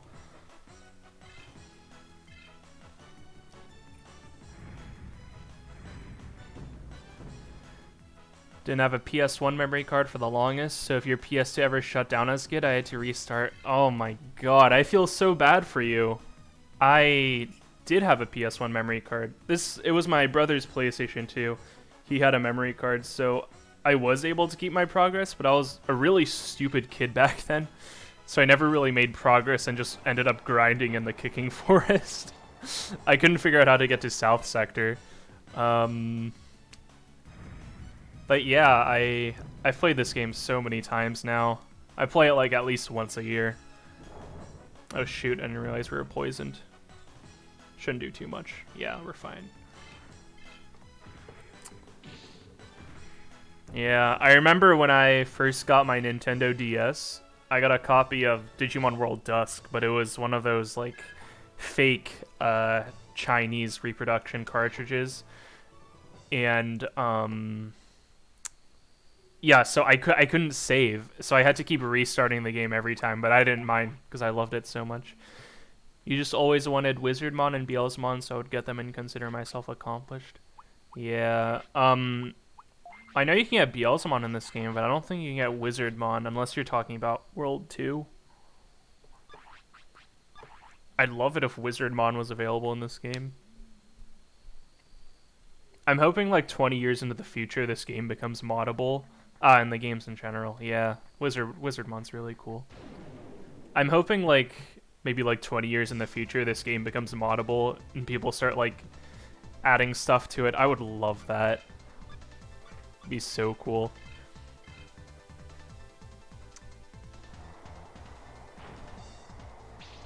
I've never gotten Beelzemon in this game. I actually plan to do that in this playthrough.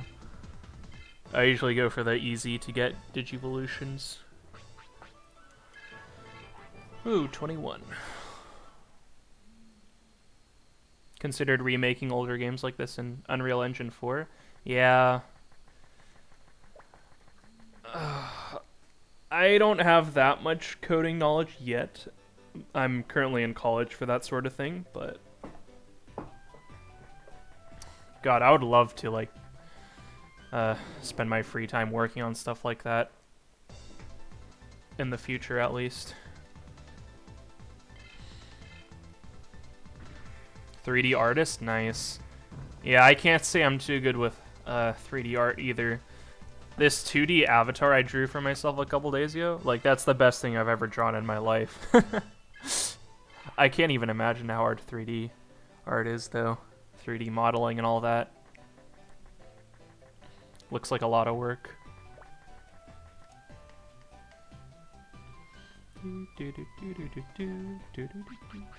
You know what? I haven't hit the gym in a while. I'm gonna do that.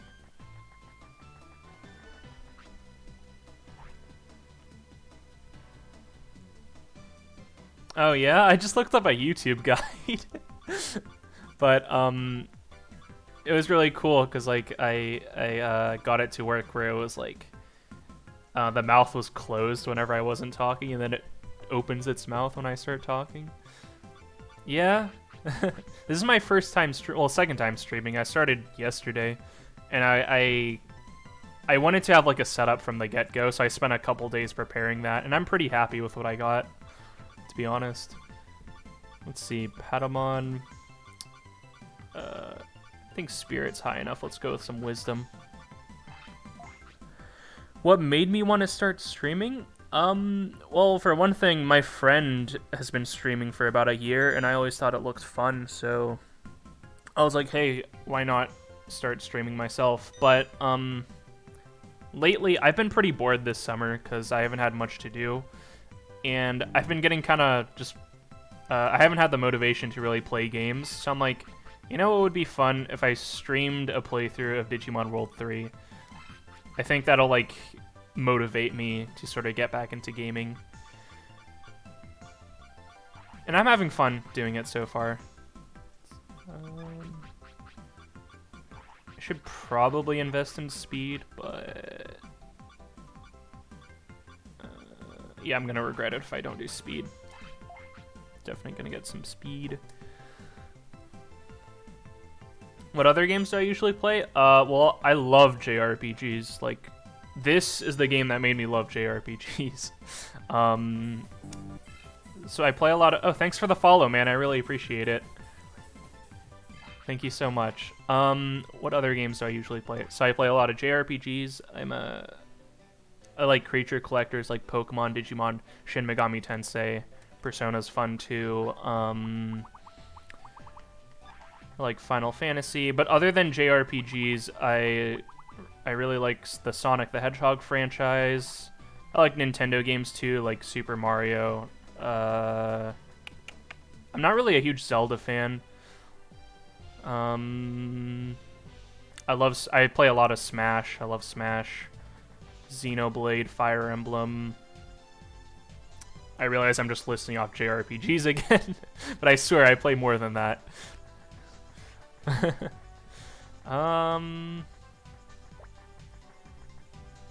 I play, when it comes to like multiplayer games, I play some Counter-Strike Global Offensive. I used to be pretty big into Overwatch, but they ran that game into the ground. But I really like playing older games, especially like the PS1, PS2 era, because that's what I grew up playing.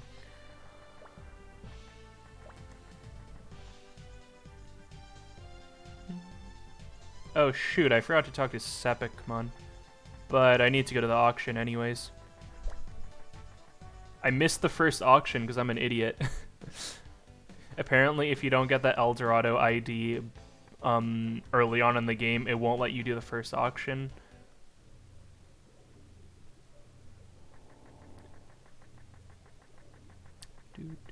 Hopefully it's not screwed up now. There we go. Yeah, I didn't either. I mean, I usually get the ID as early as possible, but I don't know. I was kind of in a rush, so I was like, I'll just get it later. Hazard Shield, Guillemon exclusive item. Yeah, I'm not using Guillemon. I put him away because I plan on using Vmon instead. I've used Guillemon way too many times.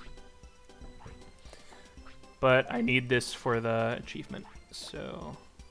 I usually sell off the auction items because you can get so much money for doing that, but obviously I'm not going to do that this time. What's my favorite Digimon then? God, every time I get asked that question, I never have an answer because I don't know. I have like a list of like some of my favorites, but like Black Gatomon's really cool. As a kid, I always loved Vmon. Guillemon's my favorite from the anime. Renamon's obviously very cool. The Renamon line's great. Impmon and Beelzemon are super cool. I always like Monochromon too. We don't see him enough. Poor Monochromon. Let's see here. Patamon's really cute. I like the Angel line too. Guardai Andromon is very cool. We don't see him enough. It's like take an Angemon and slap swords onto him. Doesn't get cooler than that. Or slash Angemon, I guess, for the Japanese name. I usually call them by the American names, though. I don't have any booster packs. Oh, the TCG. Yeah, the TCGs look so... The new TCG looks so cool. I would totally invest in it if one, I had the money, and two, if I had people to play with, but I don't. I definitely want to just buy some for the hell of it in the future, though. Nope, nothing there. Alright, so we need to go talk to Sepikmon.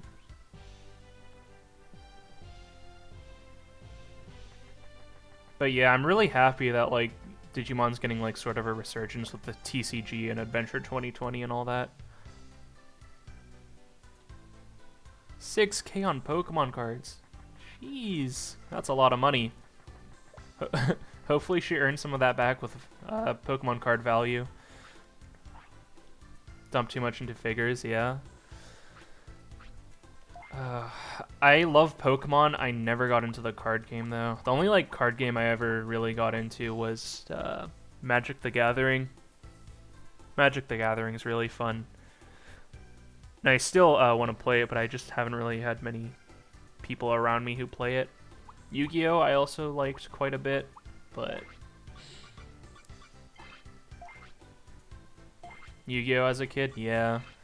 Yeah, the Yu-Gi-Oh! Anime is what made me, like, really want to play the card game, and then I realized I was terrible at it. I can get 99 of these. Oh god. Yeah, the Yu-Gi-Oh is so, like, convoluted now, because, like, with every new anime they have, they introduce these new, like, summoning types. I don't even know what pendulum summoning does, and that was, like, years ago. I'm pretty old school when it comes to that. Card games on motorcycles, yeah. I heard people liked 5Ds, though, like... People said it was pretty good.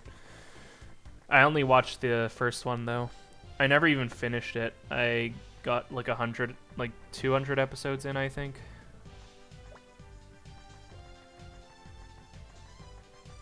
Don't remember any of it, yeah.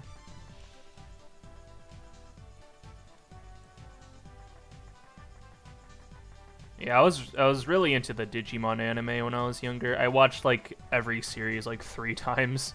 Like once I would watch Adventure 1, Adventure 2, Tamers, Frontier, Savers, and then once I finished Savers, I would go back to Adventure 1 and just restart the cycle.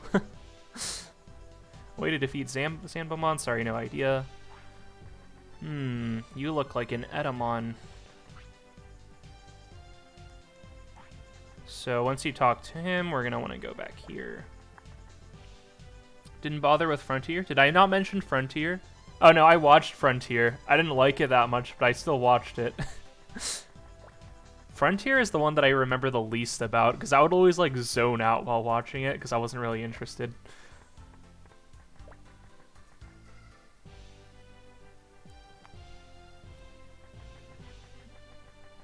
But it got pretty crazy from what I remember with like all the Royal Knights and all that. Hey, Etamon. Sepicmon ran towards Divermon Lake. He's one bad dude. Embarrassed that you're the same type of Digimon as him? Huh, okay. Alright, so they want us to go towards Divermon Lake now. You oddly remember a lot of it, but I remember not liking it much. Yeah. I just remember like the first arc was with like the like Beast Warriors or whatever, and then after that it just everything just kind of like melds into one thing for that anime. And it just, I don't know, it didn't really resonate with me as much. I didn't like the fact that they just turned into the Digimon instead of having partners. I thought that was weird. If I wanted that, I'd watch Power Rangers, you know?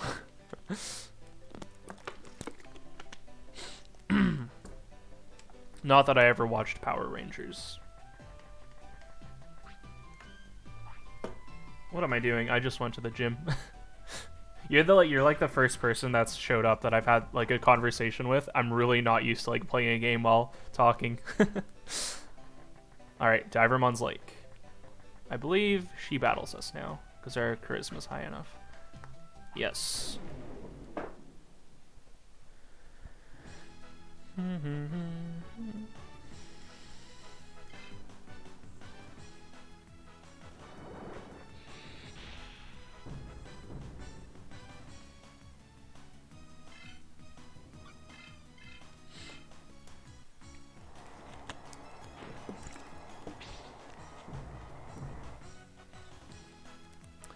Sometimes you just want to browse and see some older games.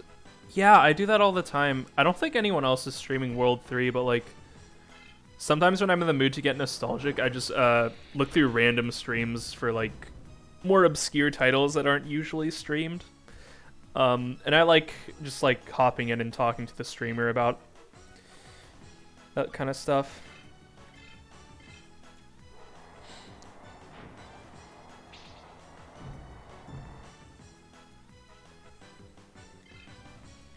Yep. World. Usually people are streaming Cyber Sleuth or World 1. World 3 is not the most popular, but I see people streaming it occasionally. I see a lot of people speedrunning this game. That's something I might want to start doing, to be honest, but I've never tried speedrunning before, and I don't know how to set one up. But I figured if I would speedrun any game, it'd be this game. Considering doing an older game for your next one? Yeah, that's, there's always an audience for older games. What were you thinking of doing? Speedrunning looks so stressful.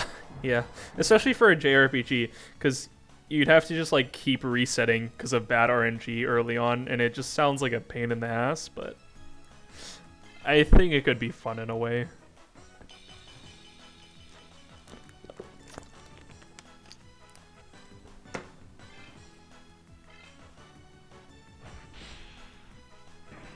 Sweet.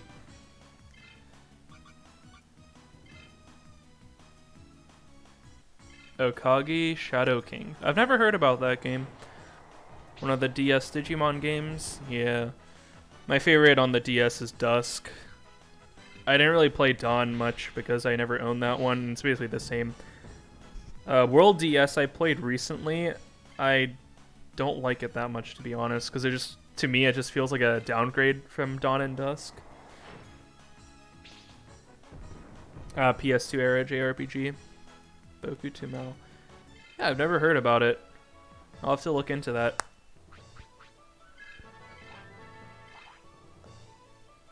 I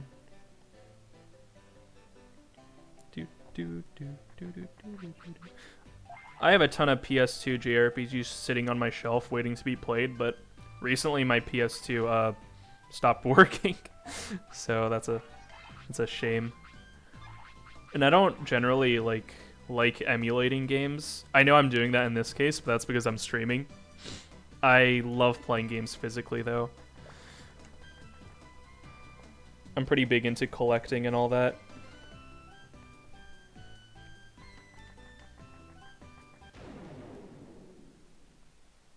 Like, I was planning on playing a Xenosaga and Persona 3 this summer, and then I turned on my PS2 for the first time in months, and it just doesn't work.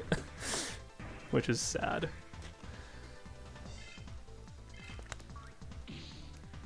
FES, yeah. But honestly, I'm going to, did you hear about the Persona 25th anniversary news?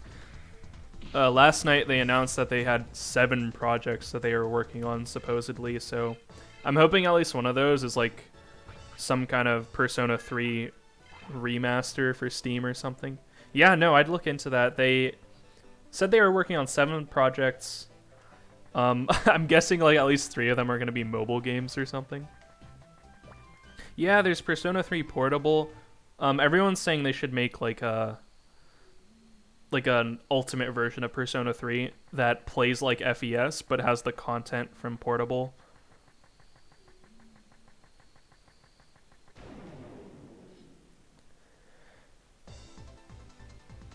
Yeah, I really want to play Persona 3. When they ported 4 Gold into Steam, that was like the best week of my life. I did nothing but play Persona 4 Golden for like 2 weeks straight.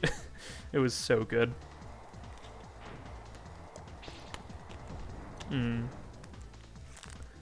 I don't know anything about Persona 3, so I don't know who that is, but...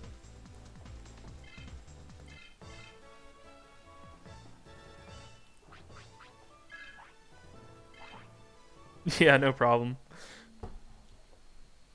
It's not really a spoiler if I don't have the context, you know? I'll just forget about it in a few hours.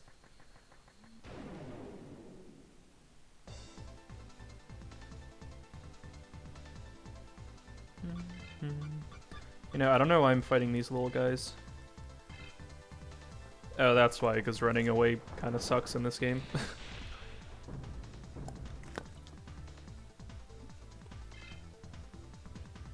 Oh, sweet.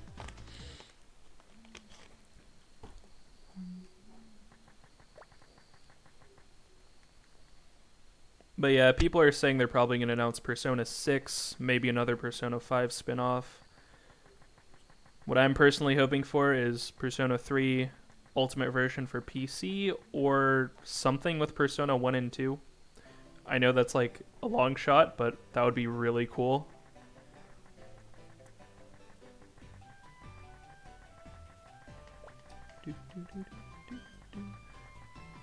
I haven't played Persona 2 yet, but I've played about like 15 hours of Persona 1, and I was really loving it. The atmosphere in that game is so good, and the music is just amazing, but I don't know, I have to get back to it. I want them to like port remasters or something to PC before I play them. And Persona 2 is super expensive.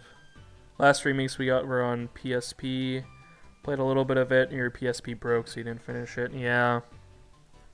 That sucks.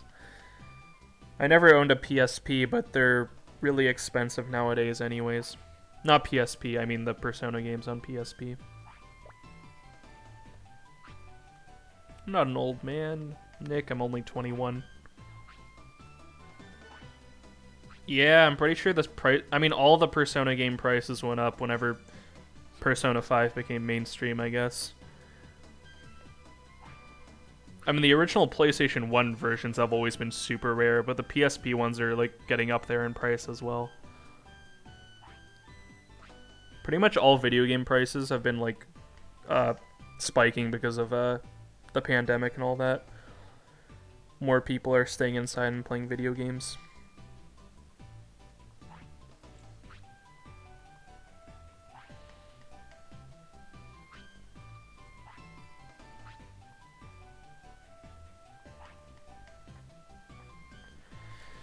Alright, back to Asuka City. Again. Computer stuff spiked too, yeah. Not enough processors, or even microprocessors are being made.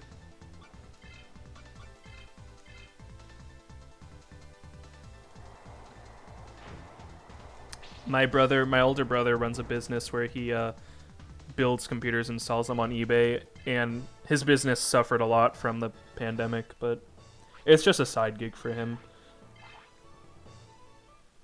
So he still has his main job, but yeah. It's really difficult to get a hold of components these days. Mm-hmm. Yeah.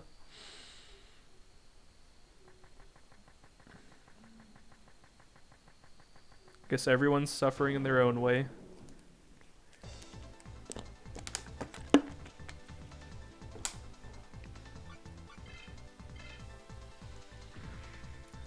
I love this game to pieces, but every time I get to like this part, it's always the worst because it's just like back-to-back backtracking and you don't have fast travel yet.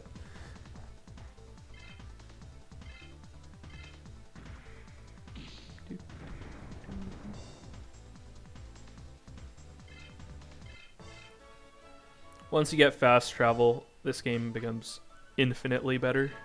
Level 22. I think we get Angelomon at 30.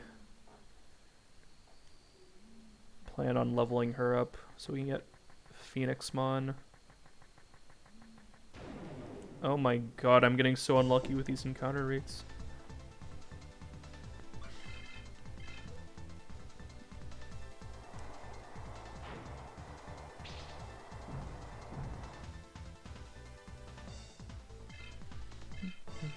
What are some of your favorite Digimon? I know you mentioned you love Beelzemon and Lizardmon. Oh yeah, repel system would be great, but it's these early areas. Like, I don't mind getting into encounters if I'm getting XP for it, but you know, Kunamon over here with his 6 XP isn't really helping me out.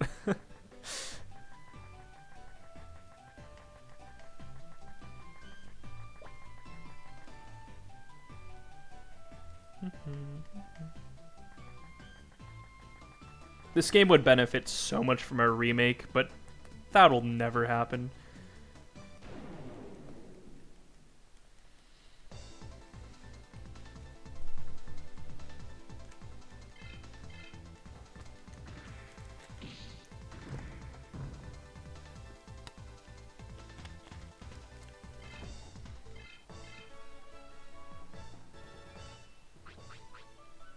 Fan of Patamon and Godamon? Yeah, me too. Pumpkinmon. Oh, I love Pumpkinmon. Poor Pumpkinmon. It always made me so sad to see what happened to him in the anime.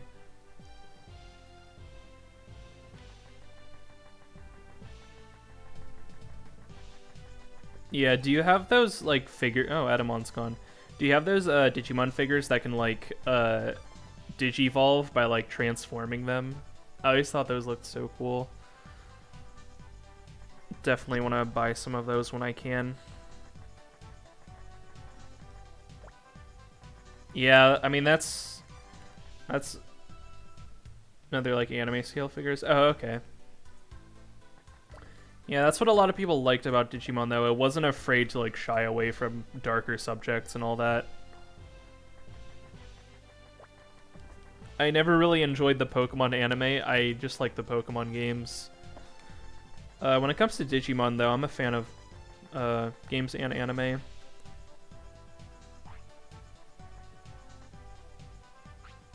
Wizardamon has Godamon jumping on his arm. Oh, that's so adorable. And Beelzemon's on his motorcycle. Yeah, that's super cool.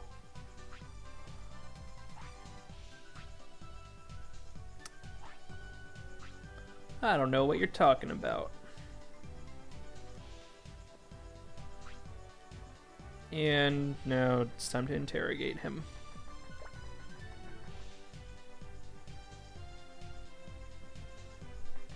Do do do do do do do do do do do do do. Sewer's music is so good. Sweet, got the mask. Okay. Alright, time to go all the way back to South Sector.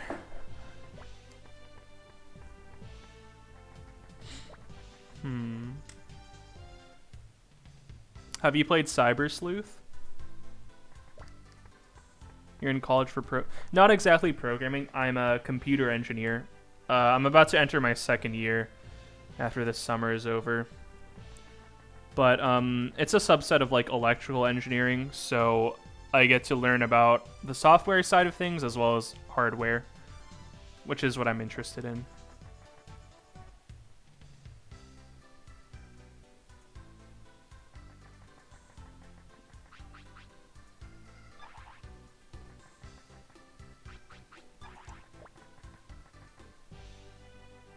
The female protag interacting with other girls was cute as fuck.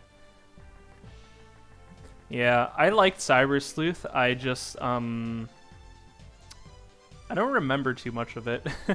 I played the complete edition on the Switch when it came out, and I played like the original and Hacker's Memory back to back, and I got a little bit burnt out just from doing that, but I've been meaning to go back and replay those games. I almost got them on Steam during the sale because they were only like 15 bucks.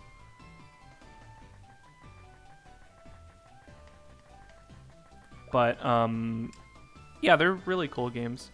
Your girl, by the way, for context as to why that matters. Oh, okay, cool. Haven't finished Hacker's Memory. I should, though. Yeah, Hacker's Memory had a pretty cool story, but yeah. I didn't know there were differences between the male protagonist and female protagonist. I'll definitely play with the female protagonist next time I play.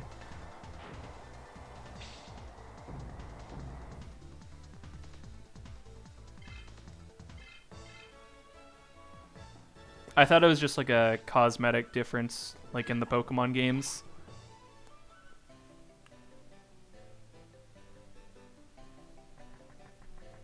But yeah, Hacker's Memory has a nice story. I really like the characters in Hacker's Memory.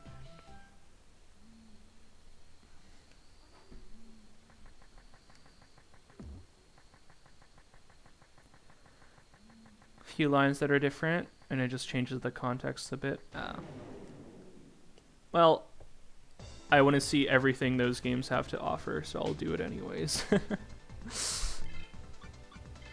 The reason why I wanted to get them on Steam is because then there's achievements, and then I have an excuse to like 100% the game. Yeah, exactly.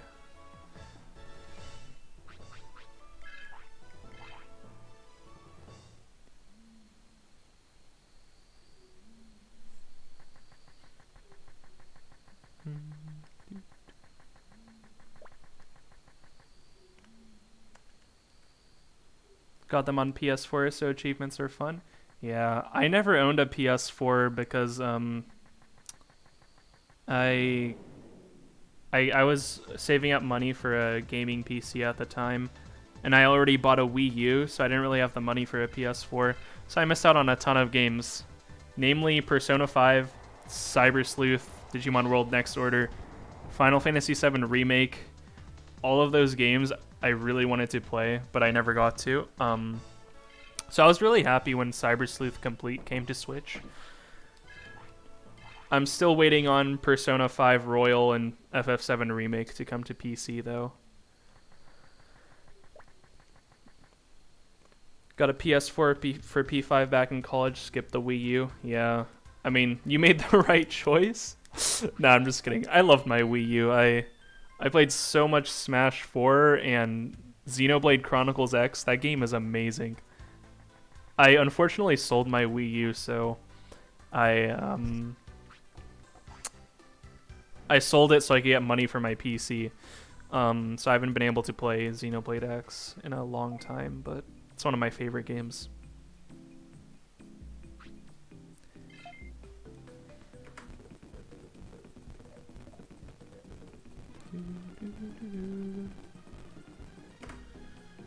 I love that you can use speed up to get past the save times. It's a shame. Yeah, I mean, I tried emulating it, but like I said, I don't really like emulating. I hope they port it to Switch.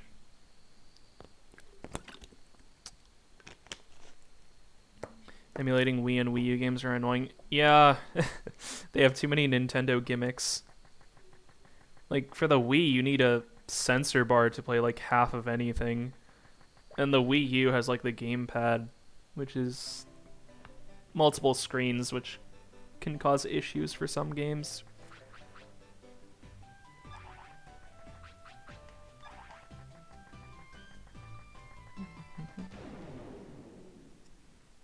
Plus, you need a pretty powerful computer to run Wii U games well. Wanted to play Fragile Dreams forever, but it's hella hard to track down a not busted copy for the Wii. Yeah, I feel you on that.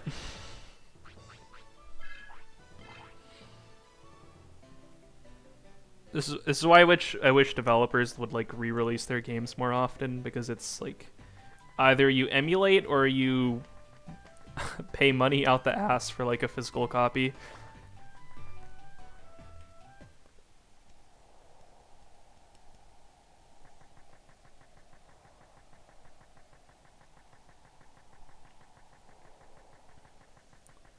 Sometimes it's just stuck in legal hell. Yeah, that's true.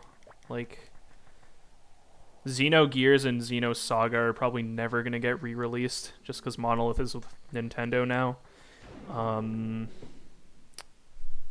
Let's see what other games have like no chance of getting re-released. Scott Pilgrim was in legal hell for a while, but they finally got that game back up.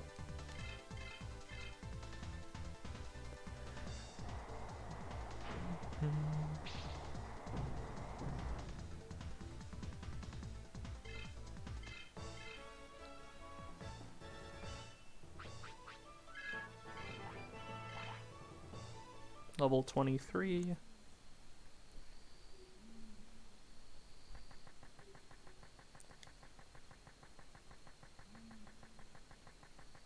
Yeah, they recently remastered it with some extra content, I believe. Big win for the gaming community there, I guess. I've never played it or seen the movie, but I'm just happy that the game's back so that people who want to play it can play it.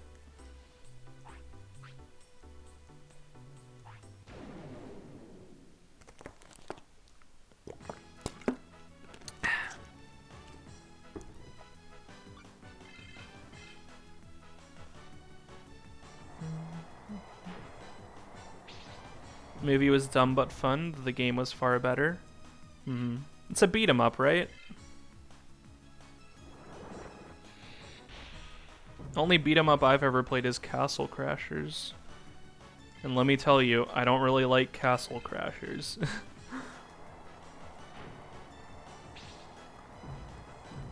The game or the comic? There's a comic? Oh yeah, it was based off of a comic book, wasn't it? 2D side-scrolling beat 'em up? Yeah, that's what I thought. Beat 'em ups are fun to play with friends, but I don't really like playing them by myself.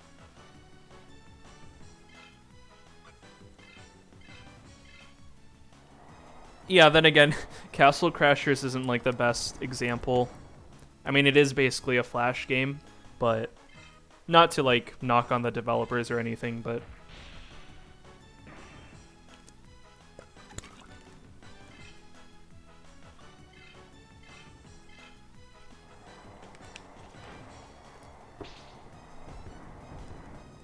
I wish I had something other than Air Blast.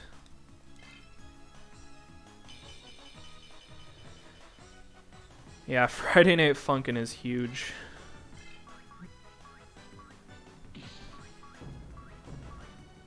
It's like that game's popularity was just blown way out of proportion, and I'm happy for them. That's great. But I just never expected it to like get that big. Donated more to the Kickstarter. Yeah, I wasn't even aware of the game until it like blew up. So at first I thought it was like some really old game that just like came back, like got popular again, and I didn't really understand why, but good for them. Sort of like how Among Us just blew up out of nowhere. Which again, good for them. I'm happy for them.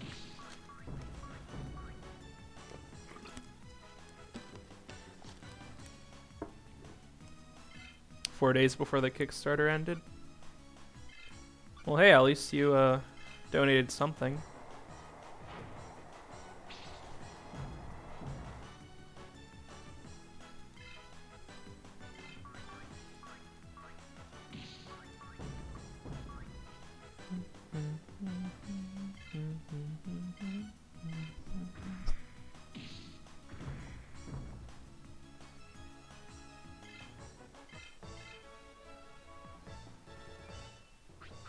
Can't wait to get Vmon on my team.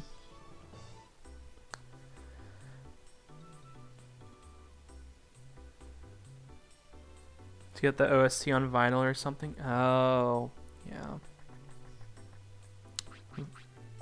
Yeah, that's probably like super expensive to find online now.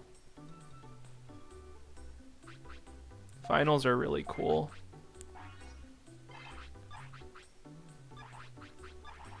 One of my favorite indie like RPG Maker games. It's called Jimmy and the Pulsating Mass. It recently got a vinyl thing announced, and I really want to get that.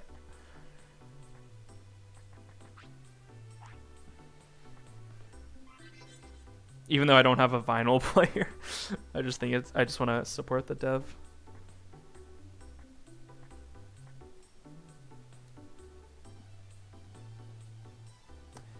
It's like a game that takes inspiration from Earthbound, Yume Nikki, and Final Fantasy V. And it's honestly like one of my favorite games of all time. It's written really well. The combat system is really good for an RPG Maker game. And it's just like a really emotional game. Like it can be super funny, and then it can get really sad. And then it's also like, it can also be a horror game. I don't really want to spoil it, but I recommend checking it out if you're curious. It's a really unknown game, which surprises me because it's do you know about Omori? It's sort of like Omori in a lot of ways. IB. I'm not familiar with IB, but I know about Off, yeah. Yeah, that was a dumb question. Everyone knows Omori. I haven't played Omori yet. I've been meaning to play that, though.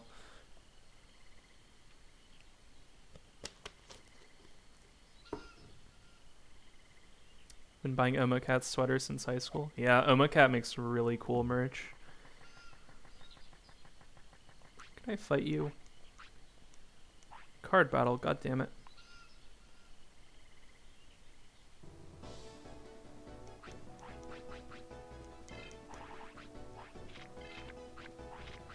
Well, I'm just gonna have to surrender because I still have the basic deck.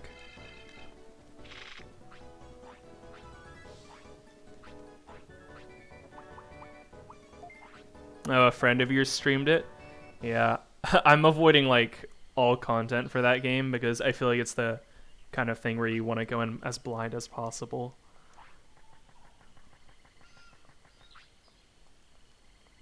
Not that it would ruin the game, but I feel like going in without spoilers would make it more impactful.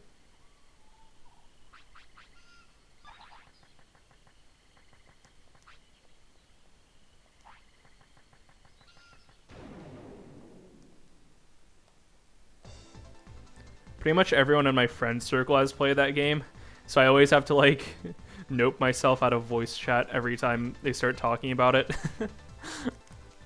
When I say I know nothing about the game, I mean I know nothing about the game, besides like the screenshots that I've seen.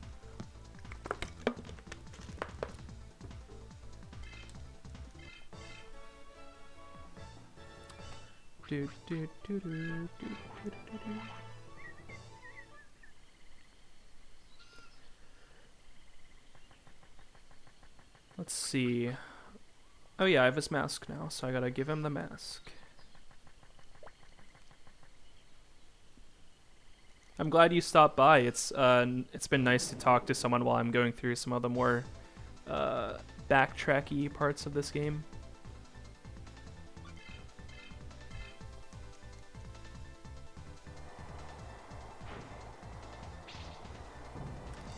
Thank you, I appreciate that.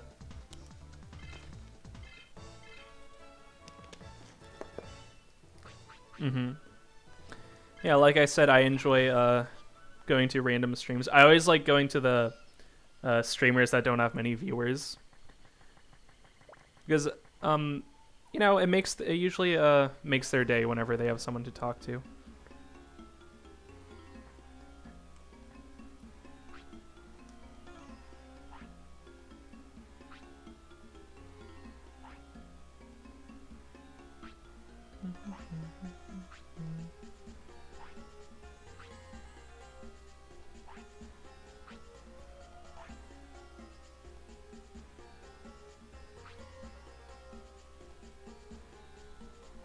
Yeah, I completely agree. It's a great feeling.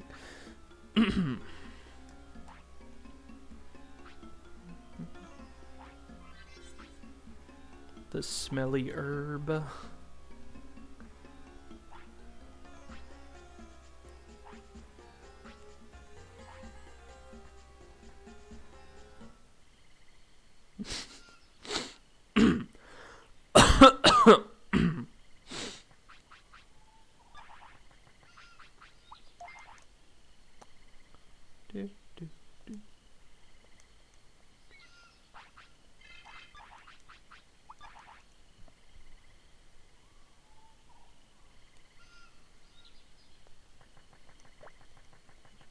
Do you still actively stream?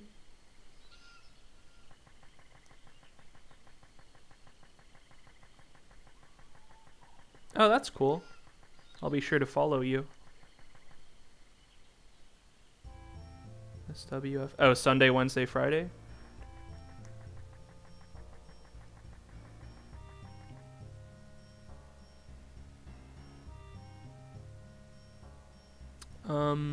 What just happened? Did someone post a link? Hopefully the auto moderator didn't like just kick someone out.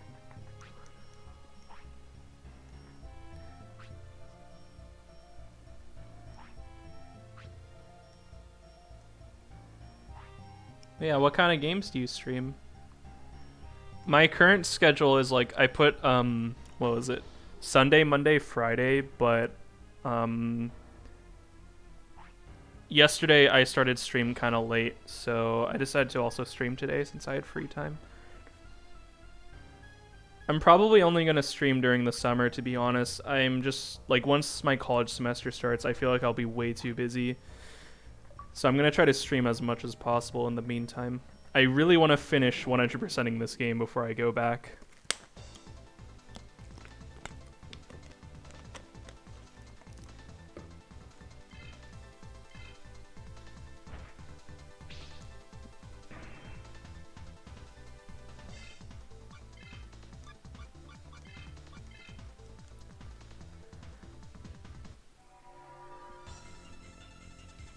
Pokemon Alpha Sapphire, and on Sunday you stream with friends, so it's Stardew and Kingdom Hearts. Well, that sounds like a lot of fun.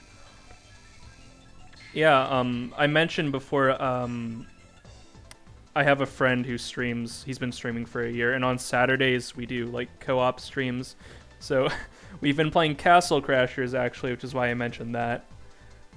But yeah, that's fun. Co-op streams are always fun. Are you doing any special like Pokemon Alpha Sapphire run, or is it just like a normal run? I've tried playing Stardew before. I couldn't get into it though.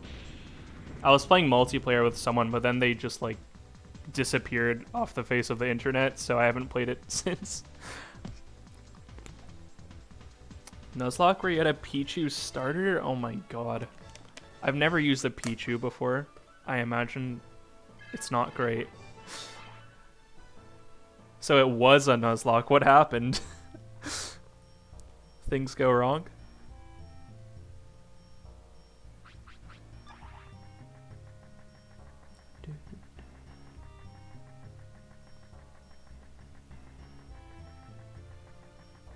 Mm-hmm. Raichu's your favorite? I love Raichu. Raichu's super cool. He's my favorite out of the Pikachu line. Every time I try to Nuzlocke, I kind of do the same thing. I get like halfway through a Nuzlocke and I'm like, you know what? I think I would be having more fun if I was just playing the game normally.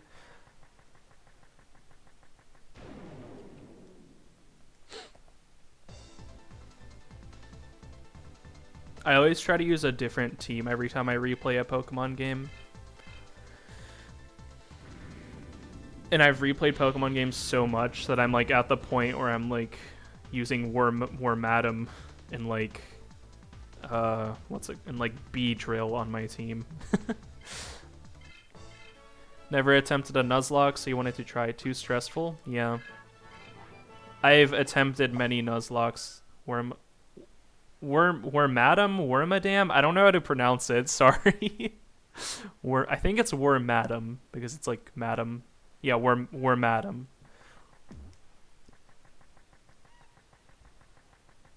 Wormadam. Oh, I get it. Wormadam. What does it evolve to/from? It's, hold on, let me spell it for you. It's Wormadam? God, what does it evolve from? Burmy. It's a Gen 4 Pokemon.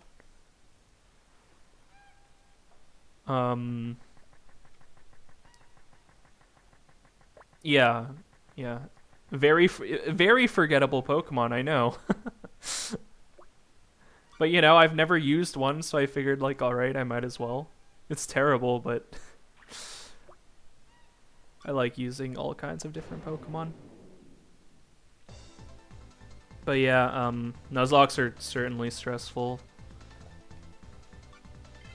I don't really like grinding in Pokemon games. Sometimes I like grinding, but not in Pokemon games. So Nuzlocks just aren't for me.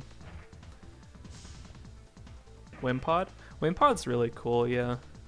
As you can see from my avatar, Zangoose might be my favorite Pokemon, but especially shiny Zangoose.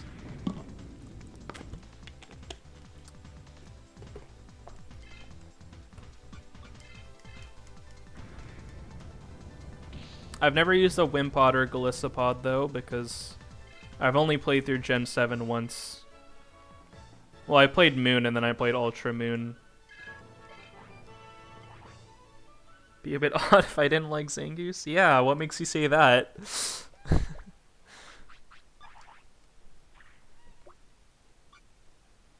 Damn it. One of your favorite games? Oh, that's good. Moon was pretty good. I liked Moon. But, whenever Ultra Moon was coming out, I was under the impression that it was like a sequel, like Black and White 2 were sequels to Black and White 1. So I got the game thinking it was a sequel, and then I'm like, wait a minute. It's just the same as Moon, but there's like some slight differences. And then I got burned pretty hard. and that made me kind of hate Ultra Moon because I'm like, well, I just wasted $40. But Moon is good. I think Gen 7 is solid. Not my favorite, but I like it better than Gen 6, looking back on it. Coliseum and XD. I've never played Coliseum and XD because I didn't own a GameCube, because that was before my time. But I really want to play them. And as for Pokemon spin-offs, I really love the Mystery Dungeon games. Pokemon Mystery Dungeon Explorers of Sky is one of my favorites. Making you feel old. I'm 19, but like I said, my brother owned a PlayStation 2, so I still grew up playing like PS1 and PS2 games.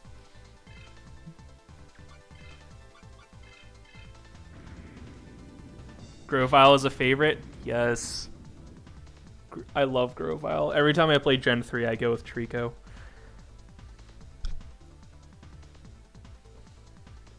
Yeah, I'm a baby.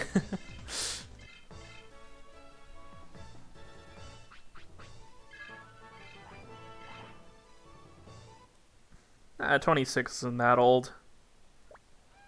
I'm a moderator in a JRPG server, and we have people of like all sorts of like age ranges in there. Some people are like 35 plus, so honestly, 26, it's not that old.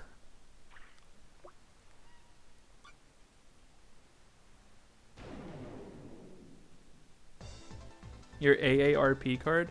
I don't think I know what that is. What is that? Am I dumb?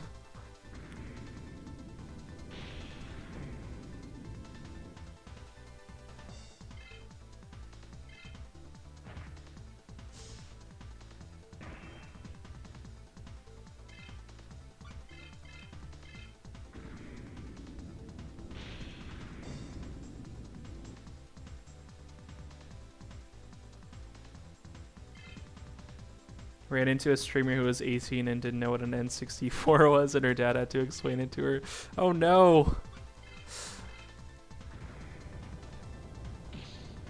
AARP is like a senior citizens discount card in the U.S. Oh, okay. I feel like I should know that because I live in the U.S., but I didn't. Good to know. I feel like the N64 is like, even though it's like an older console, it has like pretty big like. It had like pretty big like pop. It had a pretty large impact in today's pop culture. You always like see people walking around with like N64 shirts and all that. Oh, she was relatively new to gaming. Yeah, that makes sense.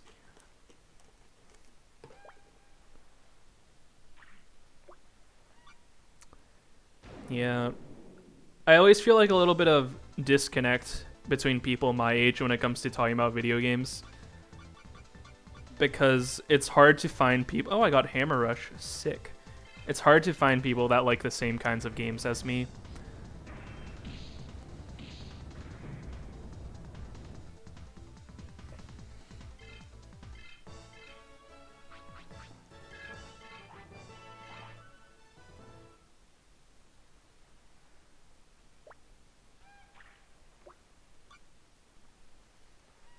But yeah, I spent a lot of my like younger days watching like YouTube videos about like the history of gaming and all that. So I was always like really big into like learning as much as I could.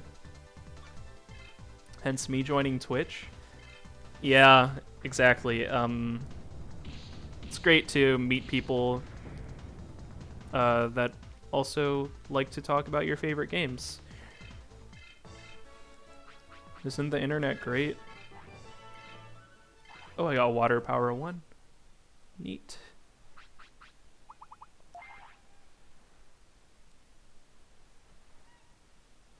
I don't know why I'm grinding. Probably because I don't want to fight Suzaku leader. I want to hit level 12 before I do that.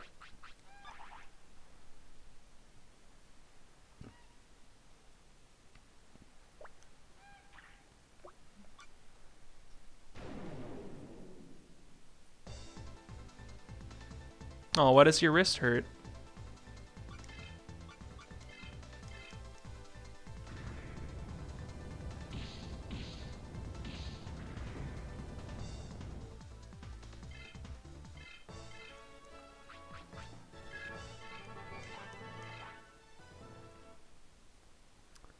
Been drawing a lot for an animation you're working on for Twitch.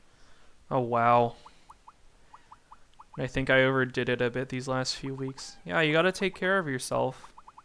I'm sure that's really hard work, though. I can't imagine. It took me like hours just to draw this, like, this is Zangoose. I can't imagine drawing a whole ass animation. Sounds like a lot of hard work has to go into it.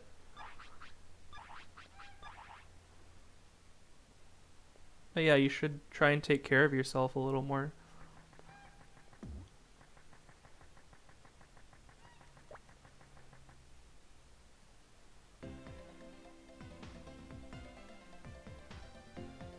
Mostly stills and the camera is the thing animating the most. Ah, okay.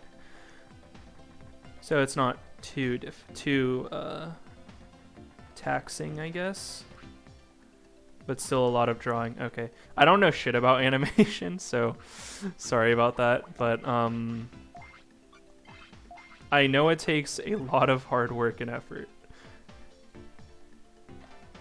But drawing is fun. Like, I draw like once a year, maybe. Just whenever the mood strikes me. Usually I'm not very good at it, but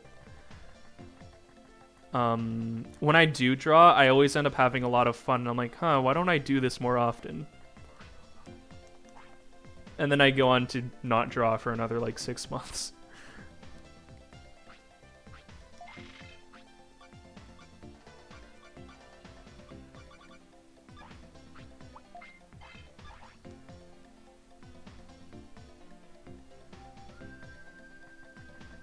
What kind of animation? So you said it was for your Twitch channel. What kind of animation is it?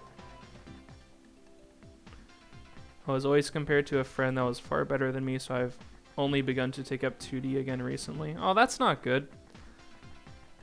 You shouldn't be compared to someone like that.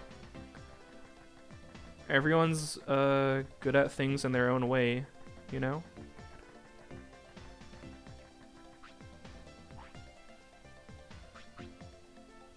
You ever see that meme of Charlie Day and It's Always Sunny with the conspiracy? Well, I don't think I have, no. I would say send a link, but I don't want the auto moderator to like time out you. I should probably like fix that.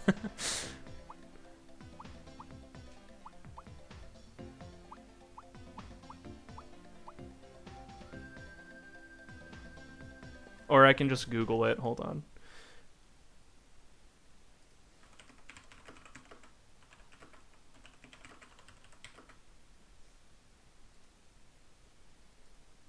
With the conspiracy wall.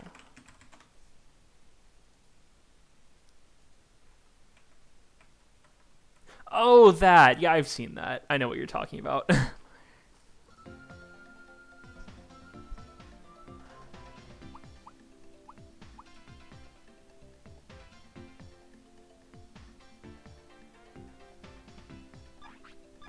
Basically, it's mock photos of me in the games I've streamed, and the camera follows the thread going from image to image. Looking like that wall, though. Really.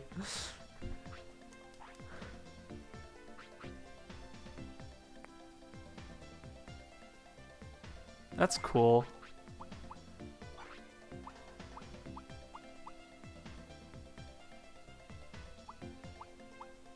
So what do you think you're gonna use it for? Like on Twitch? Maybe that's a stupid question, but I can't buy that, the iron armor.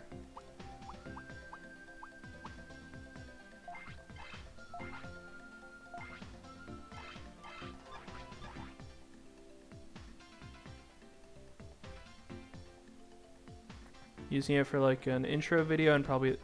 Oh, okay. Yeah, that's super cool. I was thinking of like having stuff like that, but then I realized I wasn't talented enough to make it work. But yeah, that sounds good. I was thinking of like making other like screens for whenever I'm offline or whenever I'm like AFK, I guess, but I wasn't really sure how to do that.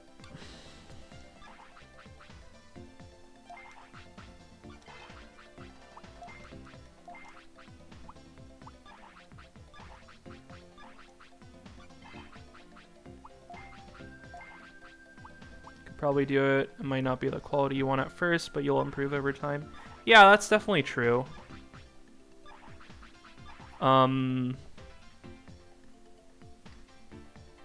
I tried, but then I got kind of frustrated because I couldn't really find any great resources online. But I am sure it's one of those things that I'll like be able to improve with time. Okay, I need to stop running around in a circle. And to do those, it depends on how you're streaming.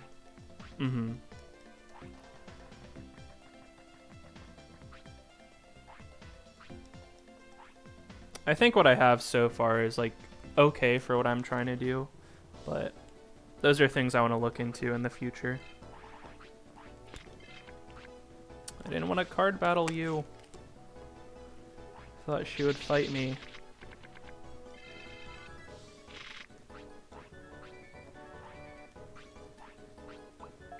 Yep. Actually, I mean, I did technically try to stream like a year ago. But I did it without like any proper equipment, and like I didn't really have a good setup going on, so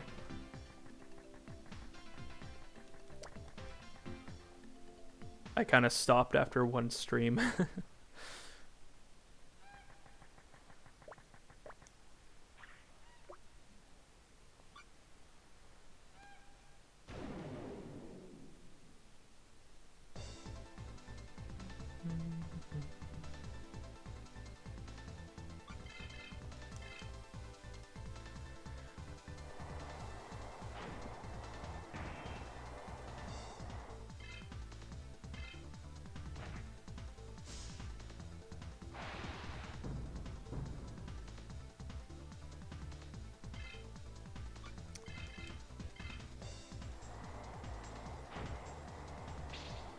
I'll be right back.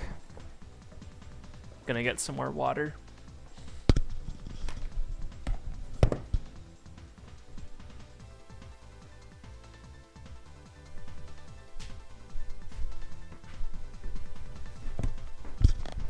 Oh, wait. So you're gonna have to lurk for a while. Hopefully you'll be back, but if not, have a wonderful rest of your stream. No problem. I'm really glad you stopped by. It was fun. Thanks for talking.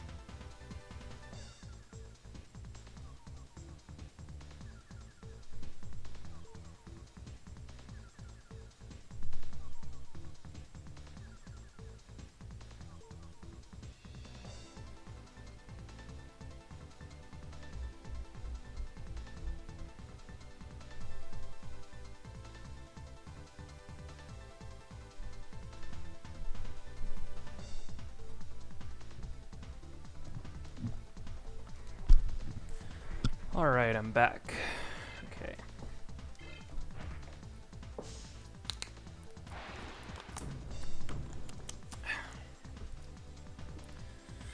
Beginning to think Angemon's not the best idea to use here.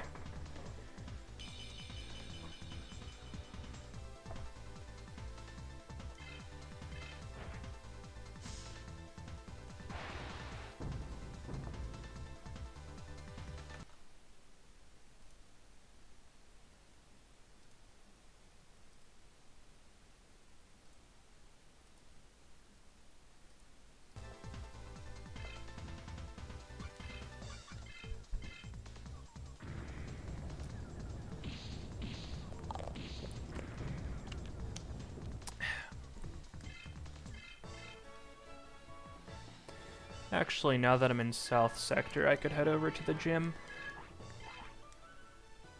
I think we have a decent amount of TP now. Oops. Yeah, you can find Woodmon over here too, but there's two versions of Woodmon you can find here. The regular one that you would find in East Sector, and then there's also the green ones that can drain HP from you. They're really annoying.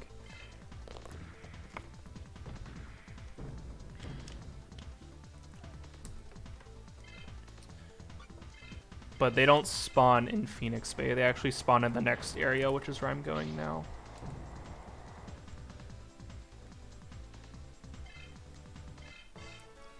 Speaking of achievements, let's see. I still have to win a duel, which I haven't done, but I'll do card stuff later.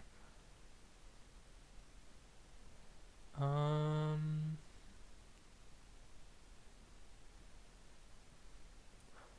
I just realized I have to do 2 playthroughs to get all of the Digimon.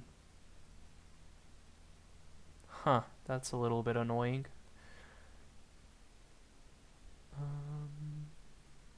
Digivolving I can do later.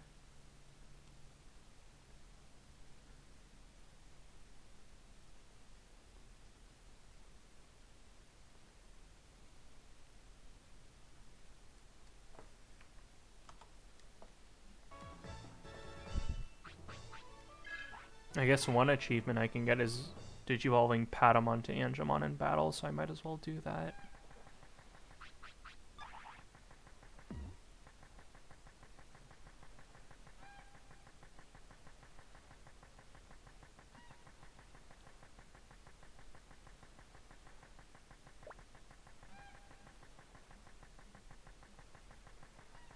Come on, give me an encounter. There we go.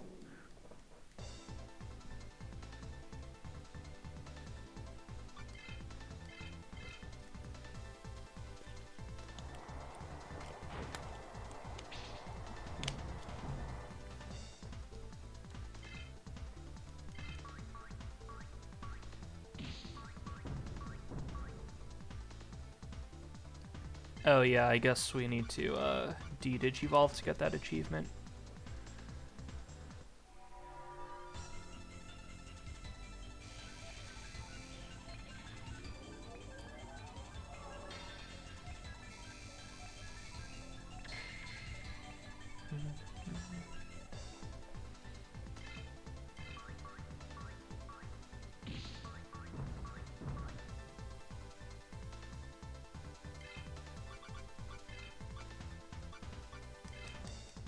Hopefully I don't die from this.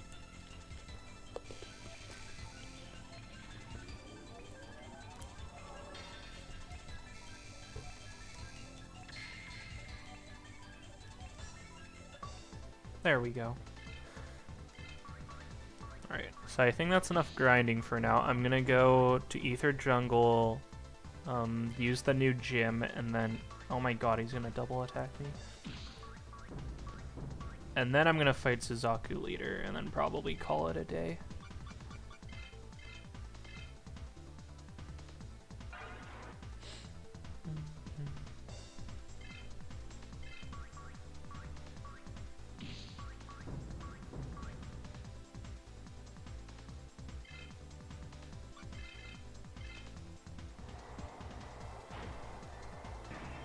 Oh my god, this red Vegemon is so annoying.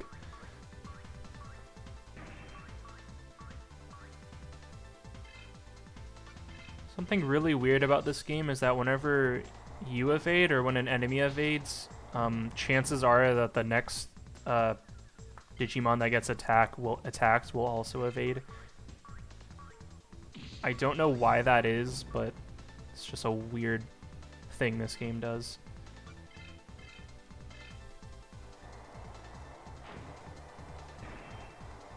Dude, he's evaded me like 4 times.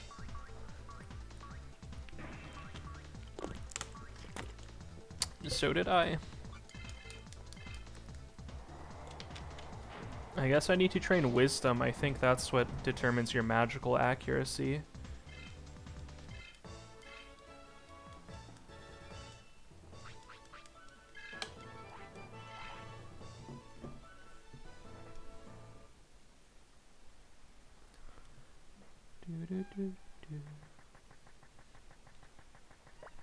Okay, so up here is Ether Jungle. If you didn't have Guillaumon in your party already and you accepted the Guillaumon DRI agent quest, you would find a world where Growlmon over here. But we can't do that because we already have Guillaumon.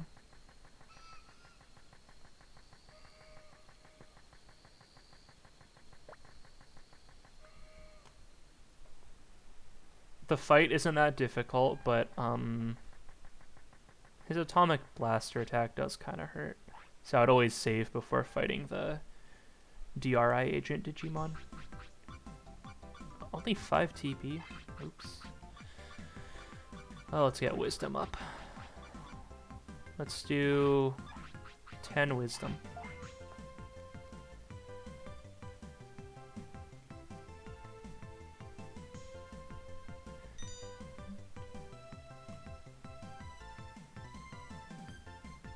The Patamon animation is so adorable.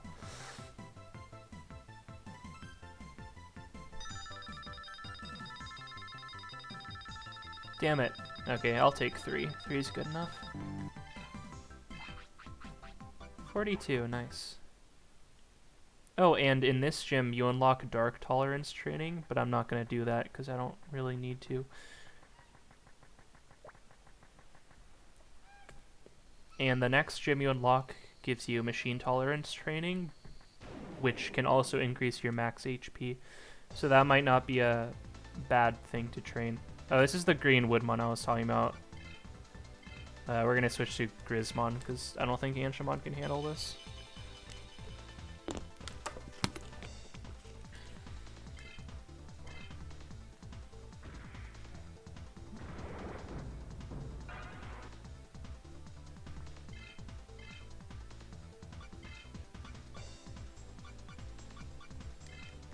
So yeah, now that we have Hammer Rush, Grismon can basically take care of anything.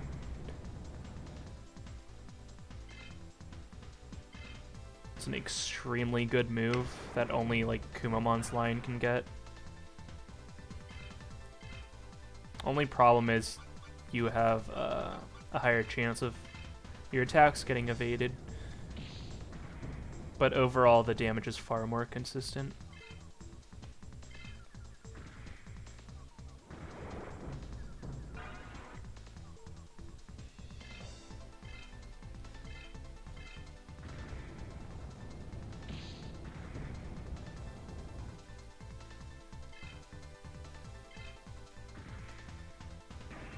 Thank you.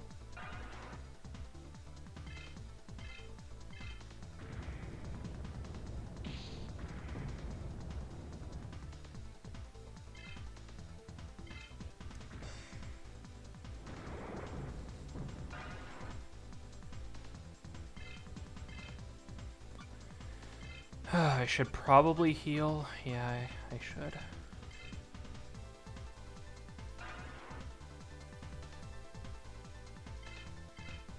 Thank you for the double turn. If I knew I was going to get a double turn, I would have just attacked him. Please block. Don't drain me. Damn it.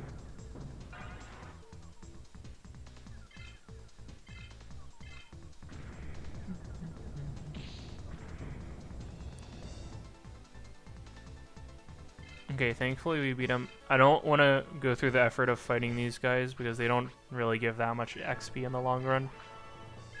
Never mind, they give 90. That's pretty good. That's really good, actually. But we're not quite ready to fight them, so I'm just going to try to run away from them if I encounter them from now on.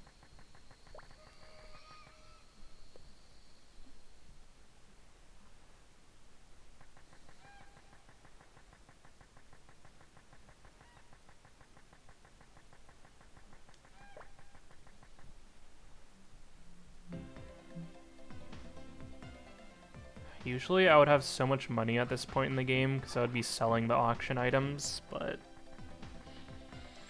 how much should I have? 3.5k. Did I get the power glove or the cat glove or whatever? I should probably buy that. Iron glove.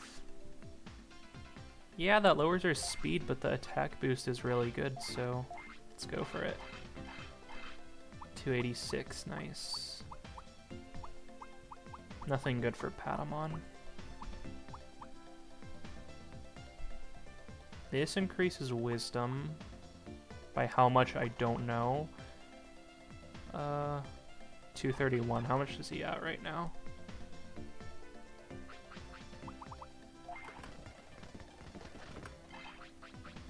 $231. 226. Plus 5 wisdom is worth it, I think.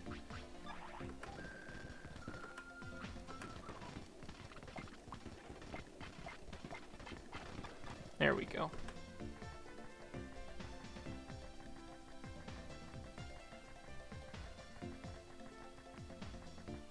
I think I can load some techniques too at Piximon.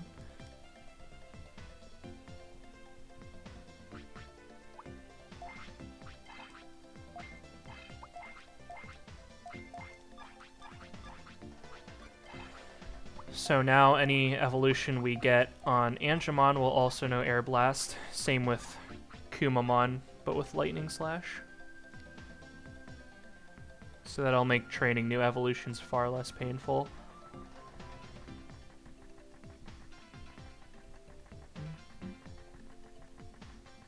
Oh yeah, I forgot about this. We go up here, we trigger a cutscene with Lisa.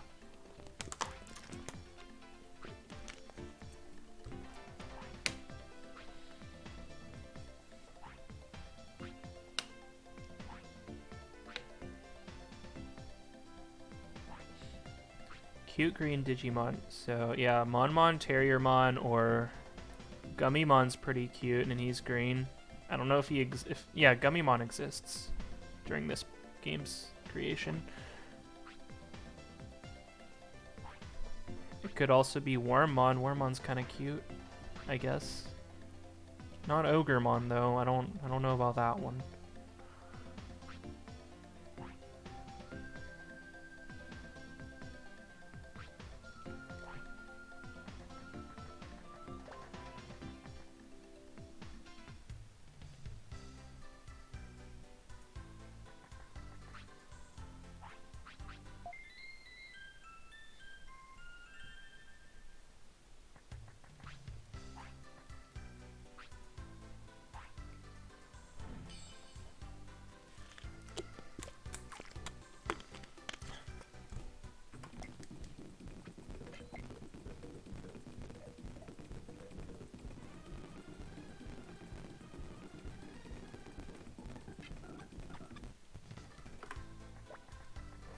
Alright, I guess I can fight Suzaku Leader now.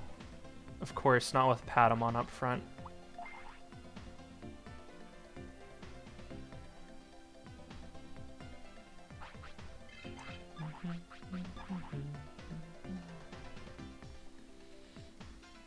And then once you beat Suzaku Leader, you get teleported back to Asuka City, so make sure you do, like, you take care of any business you have in South Sector before you do that.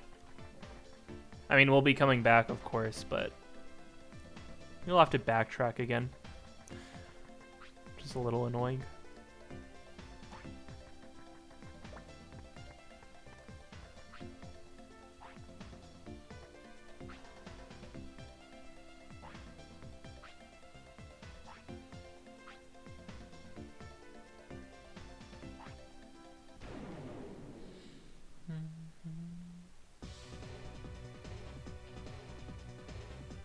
first up is Woodmon.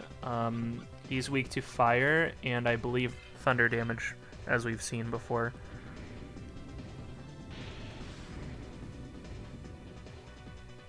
We're pretty strong right now anyway, so... Okay, she's actually going to switch out Digimon.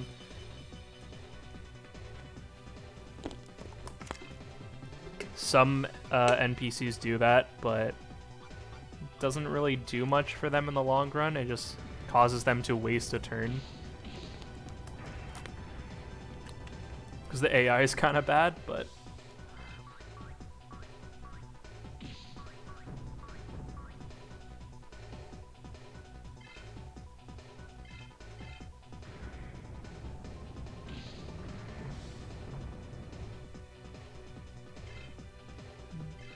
I do think the firepower we have equipped helps a lot.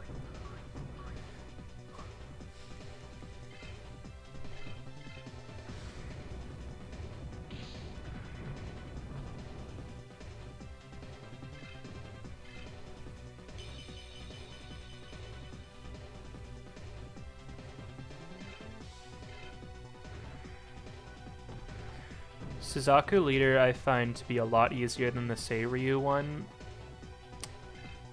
because at this point in the game you have more moves and options, first of all. Second of all, her last Digimon isn't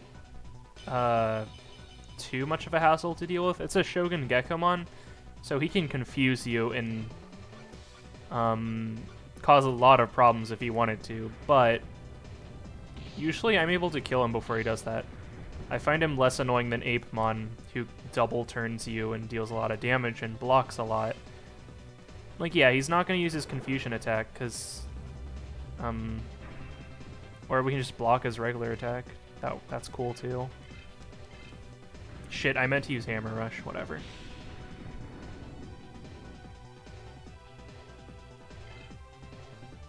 Yeah, it's like he doesn't even use his Confusion attack. It's like... And then even if he does use the Confusion Nebula, you still have a chance of just not getting confused. So it's not really a big deal. The next leader is a big pain in the ass, and I'll get into why later, but... Grismon got to level 30, which gets us Digitamamon. I never level up Digitamamon because it's a dead evolution line. It doesn't go anywhere. But I kind of want to level him up just for the hell of it, because I've never like seen what skills it can learn or anything like that.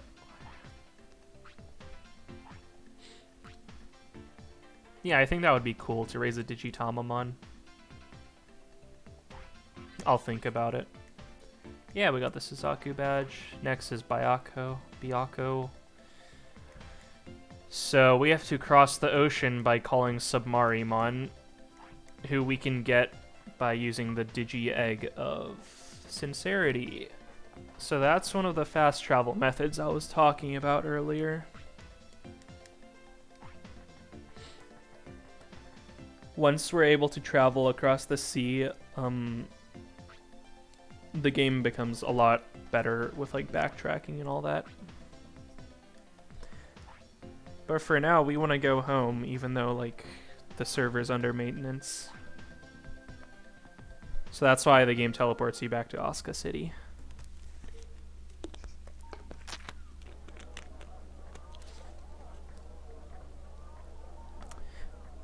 The problem is, to get the Digi-Egg of Sincerity, you have to go on another side quest. Not a side quest, but you have to go on another like wild goose chase. And this one involves a TNT ball, which is why I said you should get a TNT ball while you're at Toronto Valley.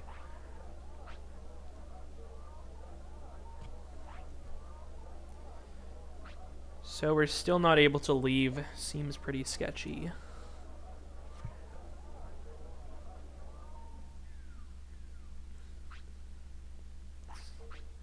So she's the game master, who's presumably the head of Digimon Online.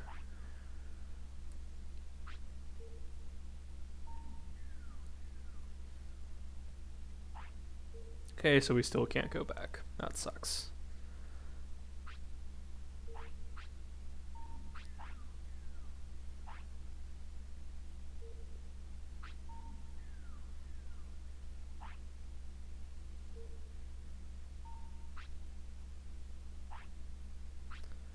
So we say, I wonder if this is Lucky Mouse's house, and Kale seems to get kind of agitated by that. I wonder what that means.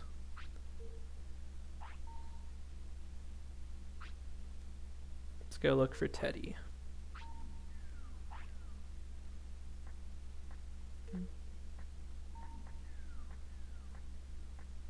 I don't think they're gonna let us into the admin center, but I guess we can try.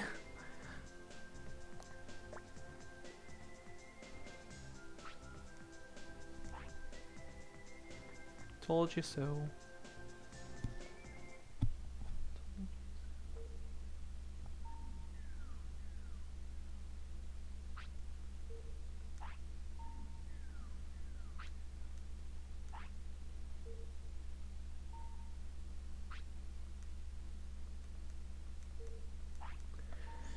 So at this point, you have to talk to people in the city to figure out what to do next. Luckily, I know what to do. But I think I'm going to end off stream. Got some pretty good progress done today. We beat Seiryu leader, made it to South Sector, and also beat Suzaku leader. So we got 2 badges in one day. It's pretty good. And yeah, anyone who stopped by, thanks for watching. I really appreciate it. I'll be back to streaming this game on Friday. Thanks for watching.